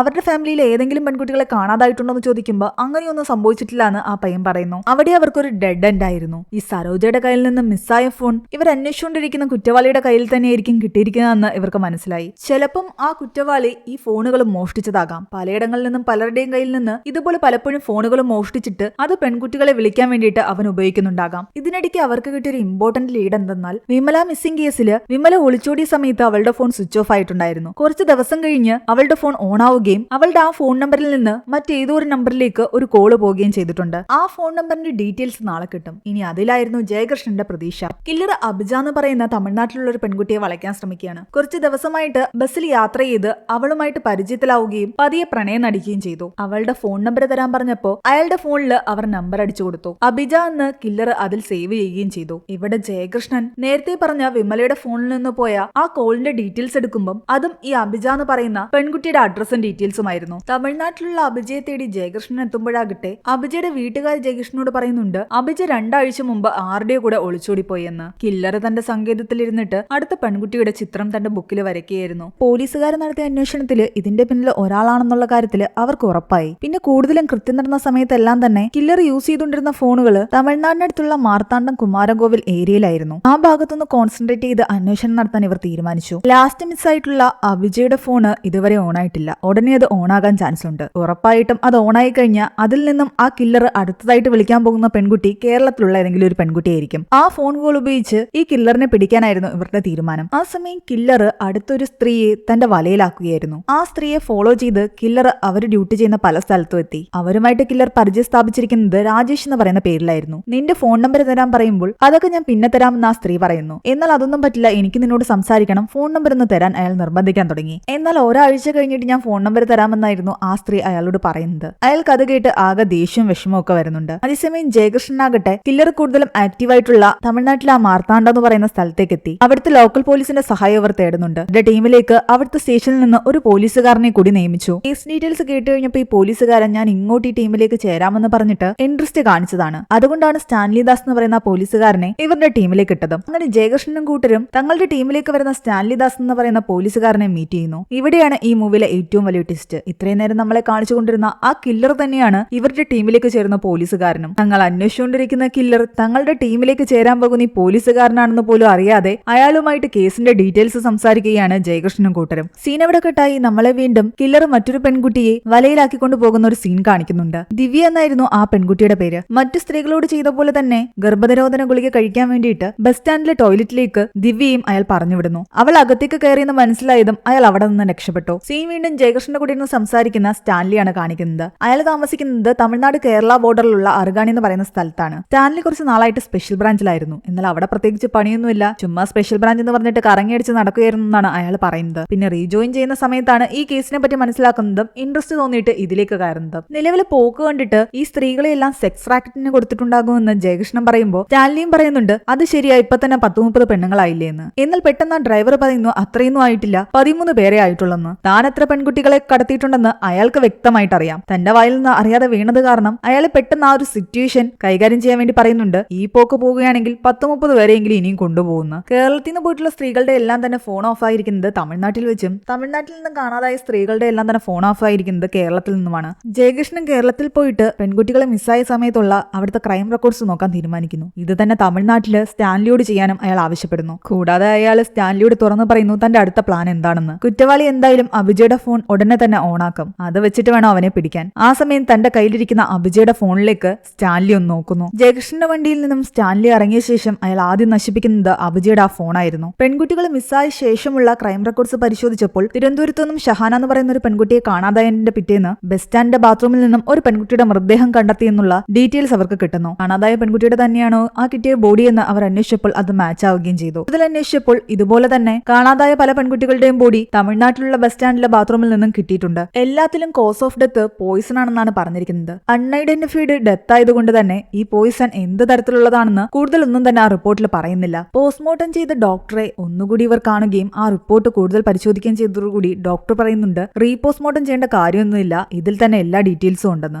കാരണം ബോഡി കിട്ടുമ്പോൾ തന്നെ പിങ്കിഷ് കളറായിരുന്നു. ആമാശയം തുറന്ന് പരിശോധിച്ചപ്പോൾ അതിൽ ഒരു വല്ലാത്ത സ്മെല്ലും ഉണ്ടായിരുന്നു. ഇതെല്ലാം തന്നെ സയനൈഡ് പോയിസണിലെ ലക്ഷണങ്ങളാണ്. കൂടാതെ ഈ ബോഡിയുടെ അടുത്ത് നിന്നും ഗുളികകളും മറ്റും കൊടുക്കുന്ന ഒരു കവർ കിട്ടി, അതിലും ഈ സയനൈഡിന്റെ അംശം ഉണ്ടായിരുന്നു. ഇവർ വിചാരിച്ച പോലെ ഒരു സെക്സ് റാക്കറ്റ് അല്ല ഇതിന്റെ പിന്നില്. സ്ത്രീകളെ കൊണ്ടുപോകുന്ന ആള് അവർക്ക് സയനൈഡ് കൊടുത്ത് കൊല്ലുകയാണ്. ആ ഒരു ന്യൂസ് ശരിക്കും ജയകൃഷ്ണനെ ഞെട്ടിച്ചു. കൂടാതെ മരണത്തിന് മുമ്പേ ശാരീരിക ബന്ധം നടന്നിട്ടുമുണ്ട്. അതൊരിക്കലും ഒരു ഫോഴ്സ്ഡ് ആയിട്ടുള്ള സെക്സും അല്ല. ബോഡിയൊക്കെ പഴക്കം ചെയ്തു പോയത് കാരണം ഇനിയിപ്പോ സസ്പെക്ടിന്റെ DNA സാമ്പിൾസ് കിട്ടത്തുമില്ല. സ്ത്രീകളുടെ സമ്മതത്തോടു കൂടി ശാരീരിക ബന്ധത്തിൽ ഏർപ്പെട്ടിട്ട് സൈനൈഡ് കൊടുത്ത് ഇവരെ കൊല്ലണമെങ്കിൽ അതൊരു സൈക്കോപാത്ത് ആകാനാണ് സാധ്യതയെന്ന് ഇവർക്ക് ഏകദേശം മനസ്സിലായി. ആ സമയം സ്റ്റാൻലി താൻ കൊന്നൊടുക്കിയിരിക്കുന്ന സ്ത്രീകളുടെ ചിത്രങ്ങളെല്ലാം നോക്കുകയായിരുന്നു. അതോടെ അവര് കാണാതായ എല്ലാ പെൺകുട്ടികളുടെയും ഡീറ്റെയിൽസ് വെച്ചിട്ട് കണ്ടുകിട്ടിയ ബോഡീസ് എല്ലാം തന്നെ മാച്ച് ചെയ്ത് നോക്കുമ്പോൾ അവർക്ക് ഉറപ്പിക്കാൻ പറ്റി ഈ കാണാതായ പെൺകുട്ടികളെല്ലാം തന്നെ സൈനൈഡ് ഉള്ളിൽ ചെന്ന് മരിച്ചിരിക്കുകയാണെന്ന്. സ്ത്രീകളുടെ ബോഡികളിൽ നിന്നെല്ലാം തന്നെ കണ്ടെത്തിയ സാധനങ്ങൾ അവർ പരിശോധിക്കുമ്പോൾ അതിലൊരു സേഫ്റ്റി പിൻ അവർക്ക് വ്യത്യസ്തമായിട്ട് തോന്നി. സാധാരണ സ്ത്രീകൾ ഉപയോഗിക്കുന്ന സേഫ്റ്റി പിൻ അല്ലത്. ഏതെങ്കിലും സ്ഥാപനത്തിൽ ജോലി ചെയ്യുന്ന ആൾക്കാർ തങ്ങളുടെ നെയിം ബോർഡ് ഡ്രസ്സിൽ പിന്ന് ചെയ്യാൻ വേണ്ടിയിട്ട് ഉപയോഗിക്കുന്ന തരത്തിലുള്ള ഒരു വലിയ സേഫ്റ്റി പിൻ ആയിരുന്നു അത്. ആ പിന്നില് കാക്കി കളറിലുള്ള നൂലിന്റെ കുറച്ച് ഭാഗങ്ങളും അവർക്ക് കിട്ടുന്നു. ആ സമയം തന്നെ കില്ലറായ നമ്മുടെ സ്റ്റാൻലി ദാസിന്റെ യൂണിഫോം നമ്മളെ കാണിക്കുന്നുണ്ട്. ഒരുപക്ഷെ ആ ഒരു സേഫ്റ്റി പിന്ന് സ്റ്റാൻലി ദാസിന്റെ തന്നെയായിരിക്കും. സയനൈഡിന്റെ അംശമുള്ള ഗുളികകൾ ഇടുന്ന കവർ ഇവർക്ക് കിട്ടിയിട്ടുണ്ട്. കൂടാതെ എപ്പോഴും ഒരു സമയത്ത് കില്ലറിന് കവർ കിട്ടാത്ത കാരണം ഏതോ ഒരു പേപ്പറിൽ പൊതിഞ്ഞിട്ട് ഏതോ സ്ത്രീക്ക് ഒരു ഗുളിക കൊടുത്തിട്ടുണ്ട്. അങ്ങനെ ഒരു സ്ത്രീയുടെ ഡെഡ് ബോഡി കിട്ടിയ സമയത്ത് അവരുടെ അടുത്ത് നിന്നും ഗുളികകൾ ഇടുന്ന കവറിന് പകരം ഈ ഒരു പേപ്പറാണ് കിട്ടിയത്. ആ പേപ്പറിന് ഒരു പ്രത്യേകതയുണ്ടായിരുന്നു. പോലീസ് ഓഫീസ് യൂസ് ചെയ്യുന്ന പ്രത്യേക തരത്തിലുള്ള നോട്ട്ബുക്കിലെ പേപ്പേഴ്സ് ആണത്. അതേ തരത്തിലുള്ള നോട്ട്ബുക്ക് നമ്മുടെ സ്റ്റാൻലിയുടെ കയ്യിലുണ്ട്. സൈബർ സെല്ലിലെ ആൾക്കാരുമായിട്ട് സംസാരിക്കുമ്പോൾ അവർക്ക് മനസ്സിലാകുന്നുണ്ട് കാണാതായ പെൺകുട്ടികളുടെ കയ്യിലുണ്ടായിരുന്ന എല്ലാ ഫോൺസും ഒന്നും തന്നെ കില്ലർ യൂസ് ചെയ്തിട്ടില്ല. ചില ഫോൺസിലെ ലൊക്കേഷൻ ഈസി ആയിട്ട് ട്രേസ് ചെയ്യാൻ പറ്റുമായിരുന്നു. അങ്ങനത്തെ ഫോൺസ് ഒക്കെ ഒഴിവാക്കിയിട്ട് ചെറിയ ഫോൺസ് ആണ് കില്ലർ കൂടുതൽ യൂസ് ചെയ്തിട്ടുള്ളത്. ലൊക്കേഷൻ ട്രേസ് ചെയ്യാൻ പറ്റുന്ന ഫോണുകളിൽ നിന്ന് സിം ഊരിയെടുത്തിട്ട് വേറെ പല ഫോണുകളിലും ഇട്ടിട്ട് കില്ലർ യൂസ് ചെയ്യുന്നുണ്ട്. ആ ഫോണുകളെല്ലാം തന്നെ പനച്ചുംപൂട് എന്ന് പറയുന്ന സ്ഥലത്തെ എക്സ് മൊബൈൽസിൽ നിന്നും കിട്ടിയതാണ്. എന്നാൽ ഈ ഫോണുകളൊന്നും തന്നെ ആ കടയിൽ നിന്നും വിറ്റുപോയതല്ല. ഷോപ്പിൽ അന്വേഷിക്കുമ്പോൾ അവർക്ക് മനസ്സിലാകുന്നുണ്ട് കുറെ നാൾ മുമ്പ് ഈ ഷോപ്പിൽ പല ഫ്രോഡ് പരിപാടികളും ഉണ്ടായിരുന്നുവെന്ന്. അഡ്രസ് പ്രൂഫ് ഇല്ലാതെ സിമ്മൊക്കെ കൊടുത്തതിന്റെ പേരിൽ പോലീസുകാർ ഈ കട റെയ്ഡ് ചെയ്തിട്ടുണ്ടായിരുന്നു. ആ സമയത്ത് ഇവിടെ നിന്നും പോലീസുകാർ കൊണ്ടുപോയ ഫോണുകളാണ് കില്ലർ യൂസ് ചെയ്തിരുന്നു എന്ന് പറയുന്ന ഈ ഫോണുകൾ. കേസ് കഴിഞ്ഞപ്പോൾ കുറച്ച് ഫോണൊക്കെ പോലീസുകാർ തിരിച്ചു തന്നെങ്കിലും ഈ ലിസ്റ്റിൽ പറയുന്ന ഫോണുകളെല്ലാം തന്നെ പോലീസുകാർ ഇവിടെ നിന്നും മുക്കിയതാണെന്നാണ് കടയുടമ പറയുന്നത്. പിന്നെ ഇതിന്റെ പിന്നിൽ പോലീസുകാരായതുകൊണ്ട് അതൊന്നും തിരിച്ചു വാങ്ങാനും ഇവർ പോയില്ല. അതും ഈ ഫോൺ കൊണ്ടുപോയിരിക്കുന്നത് കേരള പോലീസ് അല്ല. കാരണം ഇവിടെ ബോർഡറാണ്. ഈ റോഡിന്റെ അപ്പുറം തമിഴ്നാടാണ്. തമിഴ്നാട്ടിലെ പോലീസുകാരാണ് ഈ കടയിൽ റെയ്ഡ് നടത്തിയതും ഈ ഫോൺ കൊണ്ടുപോയതും. കില്ലർ ഒരു പോലീസുകാരനാകാൻ ചാൻസ് ഉള്ളത് കൊണ്ട് തന്നെ ഈ കടയിൽ റെയ്ഡ് നടത്തിയ രാജാക്കമംഗലം എന്ന് പറയുന്ന പോലീസ് സ്റ്റേഷനിലേക്ക് ഇവർ പോകുന്നു. റെയ്ഡ് നടന്ന സമയത്ത് ഓഫീസിലുണ്ടായിരുന്ന എല്ലാ പോലീസുകാരന്റെയും ലിസ്റ്റ് ജയകൃഷ്ണൻ എടുക്കുന്നു. അക്കൂട്ടത്തിൽ സ്റ്റാൻലിയുടെയും ഡീറ്റെയിൽസ് ഉണ്ടായിരുന്നു. ആ ടൈമിൽ തന്നെ സ്റ്റാൻലി തന്റെ ഒരു ചെറിയ ഫോൺ യൂസ് ചെയ്യുന്നതും ഒരിടത്ത് നിന്ന് വണ്ടി എടുത്തുകൊണ്ട് പോകുന്നതും ഒക്കെ നമ്മളെ കാണിക്കുന്നുണ്ട്. ആ സമയം ജയകൃഷ്ണൻ ആനന്ദനോട് പറയുന്നു ആ ഫോൺ റെയ്ഡ് ചെയ്ത സമയത്ത് കിട്ടിയ ആ പോലീസുകാരുടെ ലിസ്റ്റില്ലേ, ആ ലിസ്റ്റിലുള്ള ആൾക്കാരുടെ ഫോൺ നമ്പർ എല്ലാം എടുത്തിട്ട് ക്രൈം നടന്ന സമയത്ത് ആ പരിസരത്ത് ഈ ഫോൺ നമ്പർ എത്തിയിട്ടുണ്ടോ എന്ന് പരിശോധിക്കാൻ. എല്ലാ പരിസരത്തും വന്നിട്ടുള്ള ഒരേ ഒരു ഫോൺ നമ്പർ എന്തായാലും ഇതിൽ നിന്ന് നമുക്ക് കിട്ടും. അത് ആ കില്ലറിന്റെ തന്നെയായിരിക്കും. കില്ലർ ഒരു പോലീസുകാരനാണെങ്കിൽ എന്തായാലും ഈ ലിസ്റ്റിൽ നിന്ന് അവർക്ക് അയാളെ പിടിക്കാൻ സാധിക്കുമായിരുന്നു. അതിനിടയ്ക്ക് സൈബർ സെല്ലിൽ നിന്ന് ജയകൃഷ്ണന് കോള് വരുന്നു. മിസ്സിംഗ് ആയ കേസുകളിൽ ശരണ്യ എന്ന് പറയുന്ന ഒരു പെൺകുട്ടിയുടെ ഫോൺ ഇന്നലെ ഓൺ ആയിട്ടുണ്ടെന്ന്. രാത്രി 10 മണിക്കാണ് ആ ഫോൺ ഓൺ ആയിരിക്കുന്നത്. സിം മാറ്റിയിട്ടിരിക്കുന്നതല്ല, ആ പെൺകുട്ടിയുടെ സെയിം ഫോൺ തന്നെയാണ് ഓൺ ആയിരിക്കുന്നത്. അങ്ങനെ അവർ ആ ഫോണിന്റെ ലൊക്കേഷൻ തേടി പോവുകയാണ്. എത്തുന്നത് ഒരു പോലീസ് അപ്പാർട്ട്മെന്റിലേക്കാണ്. ആ ഫോൺ ഇപ്പോഴും ഓൺ ആയിരുന്നു. അതുകൊണ്ട് അവര് ആ ഫോണിൽ കോൾ ചെയ്തുകൊണ്ട് ബെല്ല് കേൾക്കുന്ന അപ്പാർട്ട്മെന്റിലേക്ക് പോകുന്നു. അങ്ങനെ ആ അപ്പാർട്ട്മെന്റ് കണ്ടുപിടിച്ച് കോളിംഗ് ബെല്ല് അടിക്കുമ്പോൾ അത് തുറക്കുന്നതാകട്ടെ സ്റ്റാൻലിയുടെ വൈഫും. എന്നാൽ നമ്മൾ വിചാരിക്കുന്ന പോലെ അത് സ്റ്റാൻലിയുടെ വീടായിരുന്നില്ല. സ്റ്റാൻലിയുടെ അയൽക്കാരനായ മണി എന്ന് പറയുന്ന ഒരു കോൺസ്റ്റബിളിന്റെ വീടായിരുന്നു. ഞങ്ങളൊരു ഫോൺ ട്രേസ് ചെയ്ത് വന്നതാണെന്ന് പറയുമ്പോൾ അവര് പറയുന്നുണ്ട് കുറെ നേരമായിട്ട് വീടിനുള്ളിൽ നിന്നൊരു ഫോണിന്റെ സൗണ്ട് കേൾക്കുന്നുണ്ട്, ഞങ്ങളും അത് തിരഞ്ഞുകൊണ്ടിരിക്കുകയായിരുന്നു എന്ന്. അങ്ങനെ അവർ ആ ഫോണിലേക്ക് ഒന്നുകൂടി വിളിക്കുന്നു. ആ ഫോൺ അവർക്ക് ബെഡിന്റെ അടിയിൽ നിന്ന് കിട്ടി. ഇതുപോലൊരു ഫോൺ ഇവിടെ ആർക്കും ഇല്ലാന്നാണ് ആ സ്ത്രീ പറയുന്നത്. അവരവരുടെ ഹസ്ബൻഡിനെ നിരന്തരമായിട്ട് വിളിച്ചുകൊണ്ടിരിക്കുകയായിരുന്നു. അയാൾ രാവിലെ തന്നെ ഡ്യൂട്ടിക്ക് പോയി വിളിച്ചിട്ട് കിട്ടുന്നില്ല, സ്വിച്ച് ഓഫ് ആണെന്ന് പറയുന്നു. അതോടുകൂടി ജയകൃഷ്ണനും കൂട്ടരും ഏകദേശം ഉറപ്പിക്കുന്നു അവർ അന്വേഷിച്ചുകൊണ്ടിരിക്കുന്ന ആ കില്ലർ മണി തന്നെയാണെന്ന്. ആ ടൈമിൽ സ്റ്റാൻലി അവിടേക്ക് വരുന്നു. ജയകൃഷ്ണൻ സ്റ്റാൻലി കണ്ട് ചോദിക്കുന്നുണ്ട് നിങ്ങളെന്താ എവിടെയെന്ന്. ഇതെന്റെ വൈഫാണെന്നും ഞാനിവിടെ അടുത്താണ് താമസിക്കുന്നതെന്നും പറയുന്നു. തങ്ങൾ അന്വേഷിക്കുന്ന കുറ്റവാളി മണിയാണോ എന്ന് തനിക്ക് ഡൗട്ട് ഉണ്ടെന്ന് ജയകൃഷ്ണൻ സ്റ്റാൻലിയോട് പറയുമ്പോൾ സ്റ്റാൻലി പറയുന്നുണ്ട് ഒരിക്കലും അങ്ങനെയാവാൻ ചാൻസ് ഇല്ല, മണി എനിക്ക് കുറെ കാലമായിട്ട് അറിയാവുന്നതാണെന്ന്. എന്നാൽ അവർ പോലീസ് സ്റ്റേഷനിൽ അന്വേഷിച്ചപ്പോൾ മണി രാവിലെ ഡ്യൂട്ടിക്ക് ചെന്നിട്ടില്ല. മണി രാവിലെ 9 മണിക്ക് ഡ്യൂട്ടിക്ക് എന്ന് പറഞ്ഞ് ഇറങ്ങിയതാണ്. ഇതുവരെ അയാളെ പറ്റി ഒരു വിവരമില്ല. അയാളുടെ ബൈക്ക് ഒരിടത്തു നിന്ന് കണ്ടെത്തിയിട്ടുണ്ട്. വേറെ ഏതെങ്കിലും വണ്ടിയിൽ അയാൾ രക്ഷപ്പെട്ടിട്ടുണ്ടാകുമെന്ന് ഇവർ ചിന്തിക്കുന്നു. എന്നാലും തങ്ങൾ അവിടേക്ക് എത്തുന്ന കാര്യം മണി എങ്ങനെ അറിഞ്ഞു എന്ന് ജയകൃഷ്ണൻ ചിന്തിക്കുന്നു. ആ സമയം സ്റ്റാൻലി പറയുന്നുണ്ട്, രാജാക്കമംഗലം സ്റ്റേഷനിൽ നിന്ന് നിങ്ങൾ ഇറങ്ങിയപ്പോ തന്നെ അവിടെയുള്ള ആൾക്കാര് ഒരുവിധം എല്ലാ പോലീസുകാരെ ഇത് അറിയിച്ചിട്ടുണ്ട്. അതായിരിക്കും അവൻ രക്ഷപ്പെട്ടത്. അവൻ പറയുന്ന പോലെ വലിയ ക്രിമിനൽ ആണെങ്കിൽ ഈ ഫോൺ മാത്രം അവൻ എന്തിനായിരിക്കും ഓൺ ചെയ്ത് വെച്ചിരുന്നതെന്ന് സ്റ്റാൻലി ചോദിക്കുമ്പോൾ ജയകൃഷ്ണൻ പറയുന്നുണ്ട്, ഫോൺ കിട്ടുന്നത് അവന്റെ നഴ്സറി പഠിക്കുന്ന കുട്ടിയുടെ റൂമിൽ നിന്നാണെന്ന്. അവൻ ഒളിപ്പിച്ചു വെച്ചിരുന്ന ഫോൺ ചിലപ്പോൾ കുട്ടിയുടെ കയ്യിൽ കിട്ടിയതായിരിക്കാം. കുട്ടി അത് ഓണാക്കിയും കാണും. അതൊന്നും അവൻ അറിഞ്ഞിട്ടുണ്ടാകില്ല. എനിക്ക് ഇതിന്റെ എല്ലാം പിന്നിൽ കളിച്ചുകൊണ്ടിരുന്നത് സ്റ്റാൻലിയാണ്. തന്റെ നേരെ പോലീസ് അന്വേഷണം വരാതിരിക്കാൻ വേണ്ടിയിട്ട് അയാൾ ബുദ്ധിപൂർവ്വം കളിച്ചതാണ്. രാവിലെ ഡ്യൂട്ടിക്ക് ഇറങ്ങിയ മണി സ്റ്റാൻലിയെ കാണാൻ ഒരിടത്ത് വരികയും അവിടെ വെച്ച് സ്റ്റാൻലി അയാളെ കൊലപ്പെടുത്തുകയും ചെയ്തതാണ്. സ്റ്റാൻലി ജയകൃഷ്ണനോട് പറയുന്നത്, മണിക്ക് ഇവിടെയുള്ള ലോക്കൽ ക്രിമിനൽസുമായിട്ടൊക്കെ ചില ബന്ധങ്ങളുണ്ടായിരുന്നു. അവന്മാരൊക്കെ ഇതുപോലെ പല പരിപാടികളും ചെയ്യാറുണ്ടെന്ന്. അവരുടെ സപ്പോർട്ട് മണിക്കുണ്ടെങ്കിൽ മണി നമ്മൾ അന്വേഷിച്ചാൽ ഒന്നും കിട്ടത്തില്ല. അവൻ എപ്പോഴേ രക്ഷപ്പെട്ടിട്ടുണ്ടാകും. തന്റെ നേരെയുള്ള അന്വേഷണം മണിക്ക് നേരെയാക്കിയ സ്റ്റാൻലി ആകട്ടെ താൻ കൊല ചെയ്ത മണിയുടെ ചിത്രവും ആ ബുക്കിൽ വരച്ചു വെക്കുന്നു. ജയകൃഷ്ണൻ ആകെ വല്ലാത്ത ധർമ്മസങ്കടത്തിലായി. അയാൾ ഇതുവരെയും അങ്ങനെ കേസുകളൊന്നും തോറ്റിട്ടില്ല. മണി തന്റെ കയ്യിൽ നിന്ന് രക്ഷപ്പെട്ടു പോയെന്ന് അയാൾക്കങ്ങോട്ട് വിശ്വസിക്കാനും വയ്യ. അത് ആരാണെന്ന് അറിഞ്ഞ സ്ഥിതിക്ക് ആ കേസിന് വിട്ടേക്കാൻ സീനിയർ ഉദ്യോഗസ്ഥൻ പറഞ്ഞെങ്കിലും ജയകൃഷ്ണൻ പറയുന്നുണ്ട്, അവൻ ഈ കൊലപാതകത്തിൽ അഡിക്റ്റഡ് ആയിരിക്കും. ഇനിയും അവൻ കൊല ചെയ്യാൻ ചാൻസ് ഉണ്ട്. കാരണം കുറെ നാൾ മുമ്പ് ഞാൻ താമസിച്ച വീട്ടില് എലിയുടെ ശല്യം വല്ലാതെ പെരുകിയിട്ടുണ്ടായിരുന്നു. ആദ്യമൊക്കെ അഡ്ജസ്റ്റ് ചെയ്തു, പിന്നെ ഗതികെട്ട് എലിക്കണി വെച്ചു. ആദ്യം കെണിയിൽപ്പെടുന്ന എലിയെ കൊല്ലാൻ എനിക്ക് മടിയായിരുന്നു. കുറെ നാള് ശല്യം കൂടി വന്നപ്പോ ഞാൻ എലികളെ കൊല്ലാൻ തുടങ്ങി. അങ്ങനെ പിന്നീട് എലികളെ കൊല്ലുന്നത് ഒരു ഹരമായി മാറി. ഒടുവിൽ എലിശല്യം കുറഞ്ഞ് ഒരു എലിയെ പോലും കിട്ടാതെയായി. അപ്പൊ പിന്നെ കൊല്ലാൻ വേണ്ടിയിട്ട് ഒരു എലിയെ കിട്ടിയിരുന്നെങ്കിലെന്ന് എനിക്ക് ആഗ്രഹം തോന്നാൻ തുടങ്ങി. ഡ്രഗ് അഡിക്ഷനും സെക്സ് അഡിക്ഷനും ഒക്കെ പോലെ കൊലപാതകയ്ക്ക് ഈ ഒരു കൊല ചെയ്യുന്നത് അഡിക്ഷൻ ആണെങ്കിൽ അവൻ ഇനിയും കൊലപാതകങ്ങൾ ചെയ്യും. അതേ ടൈമിൽ തന്നെ സ്റ്റാൻലിയുടെ ഒളിസങ്കേതത്തില് അയാളുടെ പഴയ ഫോട്ടോസ് എല്ലാം തന്നെ നമ്മളെ കാണിക്കുന്നുണ്ട്. അതിലൊക്കെ തന്നെ ആദ്യം ചെറിയ ചെറിയ മൃഗങ്ങളെ കൊന്ന് പിന്നീട് വലിയ മൃഗങ്ങളെയും മനുഷ്യരെയൊക്കെ ഉപദ്രവിക്കുന്ന രീതിയിലേക്ക് എത്തിയത് സൂചിപ്പിക്കുന്ന പല ഫോട്ടോസും ഉണ്ട്. ഓരോ കുറ്റവാളികൾക്ക് ഓരോ സ്വഭാവമാണ്. ആദ്യം ചെറിയ ചെറിയ മൃഗങ്ങളിൽ നിന്ന് തുടങ്ങി മനുഷ്യരിലേക്ക് കടക്കും. അതവർക്കൊരു ഹരമായി മാറും. ചില സമയത്ത് തങ്ങൾ ഒരു രീതിയിലും പിടിക്കപ്പെട്ടില്ല എന്ന് ഉറപ്പ് വന്നു കഴിഞ്ഞാൽ അവരെ കൊലപാതകങ്ങൾ തുടർന്നുകൊണ്ടേയിരിക്കും. ഇവിടുത്തെ കൊലപാതകി മണിയാണെങ്കിൽ അവൻ രാജ്യം വിട്ടിട്ടുണ്ടാകും. ഇപ്പോ അവന്റെ വലയിൽ ഇനി ഏതെങ്കിലും സ്ത്രീകൾ അകപ്പെടുവെന്ന് ജയകൃഷ്ണന് പേടിയുണ്ടായിരുന്നു. അതേസമയം സ്റ്റാൻലി താൻ ചിത്രം വരച്ചുകൊണ്ടിരുന്ന ബുക്ക് എടുത്ത് നോക്കുന്നതായിട്ട് കാണിക്കുന്നു. ചെറിയ ചെറിയ മൃഗങ്ങളിൽ നിന്ന് തുടങ്ങി അയാൾ ആദ്യമായിട്ട് കൊന്ന മനുഷ്യൻ ഒരു പെൺകുട്ടിയായിരുന്നു. അയാളുടെ കൂടെ സ്കൂളിൽ പഠിച്ചൊരു പെൺകുട്ടി. അതിനുശേഷമാണ് അയാൾ പിന്നീട് പലരെയും കൊന്നു തുടങ്ങിയത്. പോലീസുകാരുടെ അന്വേഷണം വഴിതിരിച്ചു വിട്ടെങ്കിലും ഒരു രീതിയിലും പോലീസ് തന്നെ തേടി വരാതിരിക്കാൻ വേണ്ടിയിട്ട് കാറിൽ സൂക്ഷിച്ചിരുന്ന മൊബൈൽ ഫോൺസ് എല്ലാം തന്നെ സ്റ്റാൻലി ഒരിടത്ത് കൊണ്ടുപോയി കുഴിച്ചിടുന്നു. ഇതിനോടകം പോലീസുകാർ മണിയുടെ ഡീറ്റെയിൽസ് എല്ലാം മീഡിയയ്ക്കും കൊടുത്തിട്ടുണ്ട്. ഇതിനിടയ്ക്ക് സ്റ്റാൻലി റിട്ടയർഡ് ഫോറൻസിക് സർജനെ വിളിച്ചിട്ട് താൻ ഒരു സിനിമയുടെ ഡയറക്ടറാണെന്നും സിനിമയുടെ ആവശ്യത്തിന് വേണ്ടിയിട്ട് ചില ഡീറ്റെയിൽസ് അറിയണമെന്നും പറഞ്ഞിട്ട് അയാളോട് സംസാരിക്കുന്നു. പിന്നീട് കാണിക്കുന്നത് സ്റ്റാൻലി വീണ്ടും പല സ്ത്രീകളെയും തന്റെ വലയിൽ വീഴ്ത്താൻ ശ്രമിക്കുന്നതാണ്. ഒരു സ്ത്രീയുമായിട്ട് അയാൾ ലോഡ്ജിലെത്തി. തന്റെ കയ്യിലുണ്ടായിരുന്ന ടേപ്പിൽ അയാൾ ഒരു തമിഴ് സോങ്ങും പ്ലേ ചെയ്യുന്നുണ്ട്. അതിനിടയ്ക്ക് അയാൾ ഒരു ഗുളിക എടുത്ത് കഴിക്കുന്നു. ഇതെന്താ ഗുളിക കഴിക്കുന്നതെന്ന് ആ സ്ത്രീ ചോദിക്കുമ്പോൾ അയാൾ പറയുന്നുണ്ട്, എനിക്ക് കുറച്ച് ഷുഗർ ഉണ്ട്, പാരമ്പര്യമായിട്ട് കിട്ടിയതാ, അതിന്റെ ഗുളികയാണെന്ന്. നിനക്ക് ഷുഗർ ഉണ്ടോ, വേണമെങ്കിൽ ഒന്ന് ടെസ്റ്റ് ചെയ്ത് നോക്കാന്ന് പറഞ്ഞിട്ട് തന്റെ കയ്യിലുണ്ടായിരുന്ന മെഷീനിൽ അവരുടെ ഷുഗർ ടെസ്റ്റ് ചെയ്യുന്നു. അത് കഴിഞ്ഞിട്ട് ആ സ്ത്രീ പറയുന്നുണ്ട്, ഇനിയും താമസിച്ചു കഴിഞ്ഞാൽ എന്റെ ഹസ്ബൻഡിന് ഡൗട്ട് അടിക്കും, അതുകൊണ്ട് ഞാൻ വീട്ടിലേക്ക് പോവുകയാണെന്ന്. പിന്നീട് വീട്ടിലെത്തി അവരെ മരിച്ചു കിടക്കുന്നതായിട്ട് നമ്മളെ കാണിക്കുന്നു. ഇവിടെ ജയകൃഷ്ണന് എത്ര ശ്രമിച്ചിട്ടും ആ കേസ് അങ്ങോട്ട് വിട്ടുകളയാനേ തോന്നുന്നുണ്ടായിരുന്നില്ല. അയാൾ ആ പെൺകുട്ടികളുടെ ഫോട്ടോ എല്ലാം നോക്കി അങ്ങനെ തന്നെ നിൽക്കുകയാണ്. ആ സമയം സ്റ്റാൻലി അടുത്ത സ്ത്രീയെ വളച്ച് അവരെ ലോഡ്ജിൽ കൊണ്ടുപോയി കാര്യമൊക്കെ കഴിഞ്ഞിട്ട് തിരിച്ചു വരികയായിരുന്നു. അതിനിടയ്ക്ക് ഒരു സിഗരറ്റ് വലിക്കാൻ അയാൾ പുറത്തേക്ക് ഇറങ്ങി. അയാൾ പുറത്തേക്ക് പോയപ്പോ കാറിലിരുന്ന ആ സ്ത്രീയാകട്ടെ സ്റ്റാൻലി കാറിലിട്ടിരുന്ന പഴയ ഫോൺ കാണുന്നു. അവരതെടുത്ത് വെറുതെ ഓണാക്കി. അതിനുശേഷം പിന്നീട് കാണിക്കുന്നത് ദിവസങ്ങൾ കഴിഞ്ഞിട്ട് സൈനൈഡ് കേസുമായിട്ട് ബന്ധപ്പെട്ട് സൈബർ സെല്ലിലെ ആള് ജയകൃഷ്ണനെ വിളിക്കുന്നതാണ്. മിസ്സിംഗ് കേസിലുള്ള വനജ എന്ന് പറയുന്ന ഒരു സ്ത്രീയുടെ ഫോൺ ഒരാഴ്ച മുമ്പ് അടൂർ ഭാഗത്ത് ഓൺ ആയിട്ടുണ്ടെന്ന്. 2 മിനിറ്റ് നേരത്തേക്ക് ആ ഫോൺ ഓൺ ആയിട്ടുണ്ടായിരുന്നുള്ളൂ. എന്നാൽ അതിൽ നിന്ന് മറ്റൊരു ഫോണിലേക്ക് ഒരു മിസ് കോൾ പോയിട്ടുണ്ട്. പായിക്കോടുള്ള ഒരു സ്ത്രീയുടെ നമ്പറിലേക്കാണ് ആ മിസ് കോൾ പോയത്. അവർ ആ സ്ത്രീയുടെ അഡ്രസ്സ് കണ്ടുപിടിച്ച് അവിടേക്ക് പോകുന്നു. എന്നാൽ അവിടെ എത്തുമ്പോഴാണ് അവർക്ക് മനസ്സിലാകുന്നത് ആ സ്ത്രീ അറ്റാക്ക് വന്ന് മരിച്ചു എന്ന്. പെട്ടെന്നുണ്ടായ മരണമാണ്. കൂടുതൽ അന്വേഷിച്ചപ്പോൾ അവരുടെ ഫാമിലിയിൽ അങ്ങനെ ഒരു മെഡിക്കൽ ഹിസ്റ്ററി ഇല്ല. ആ മരണത്തിന്റെ പിന്നിലും ഈ കില്ലറാണോ എന്ന് ഇവർക്ക് ഡൗട്ട് തോന്നാൻ തുടങ്ങി. അവരുടെ ബോഡി കുറച്ചുകൂടി ഡീറ്റെയിൽ ആയിട്ട് പോസ്റ്റ്മോർട്ടം ചെയ്യാൻ അവരുടെ വീട്ടുകാരുടെ പെർമിഷൻ വാങ്ങിയിട്ട് അവർ പോസ്റ്റ്മോർട്ടം നടത്തി. ബോഡിയുടെ കെമിക്കൽ അനാലിസിസിൽ ഡിജിറ്റാൽസ് എന്ന് പറയുന്ന ഒരു കണ്ടന്റ് അവർ കണ്ടെത്തിയിട്ടുണ്ട്. ഹാർട്ട് അറ്റാക്കിന് കാരണമാകുന്ന ഒരു കണ്ടന്റ് ആണത്. കുറേശ്ശെ അത് ശരീരത്തിലെത്തി ഒരു ഘട്ടം കഴിയുമ്പോൾ പെട്ടെന്ന് ഹാർട്ട് അറ്റാക്ക് വരും. ശരീരത്തിൽ എത്തുന്നതിനനുസരിച്ച് മരണം പെട്ടെന്ന് സംഭവിക്കാം, ചിലപ്പോൾ ദിവസങ്ങൾക്ക് ശേഷവും സംഭവിക്കാം. അതായത് സ്റ്റാൻലി ഷുഗർ നോക്കാനുള്ള രീതിയിൽ ഈ സ്ത്രീകളുടെ ശരീരത്തിലേക്ക് ആ ഒരു സബ്സ്റ്റൻസ് ബ്ലഡിലൂടെ എത്തിക്കുന്നുണ്ട്. കുറച്ച് ദിവസങ്ങൾക്കകം അവർ ഹാർട്ട് അറ്റാക്ക് വന്ന് മരിക്കും. അങ്ങനെയാണ് നേരത്തെ കാണിച്ച ആ സ്ത്രീ മരിച്ചതും. സ്റ്റാൻലി ആ ഫോറൻസിക് സർജനെ വിളിച്ചിട്ട് സിനിമയുടെ ആവശ്യത്തിനെന്ന് പറഞ്ഞിട്ട് ചോദിച്ചറിഞ്ഞ വിവരങ്ങളും ഈ ഒരു സബ്സ്റ്റൻസിനെ പറ്റിയായിരുന്നു. ഇതങ്ങനെ എല്ലായിടത്തും കിട്ടുന്ന ഒരു സബ്സ്റ്റൻസ് അല്ല.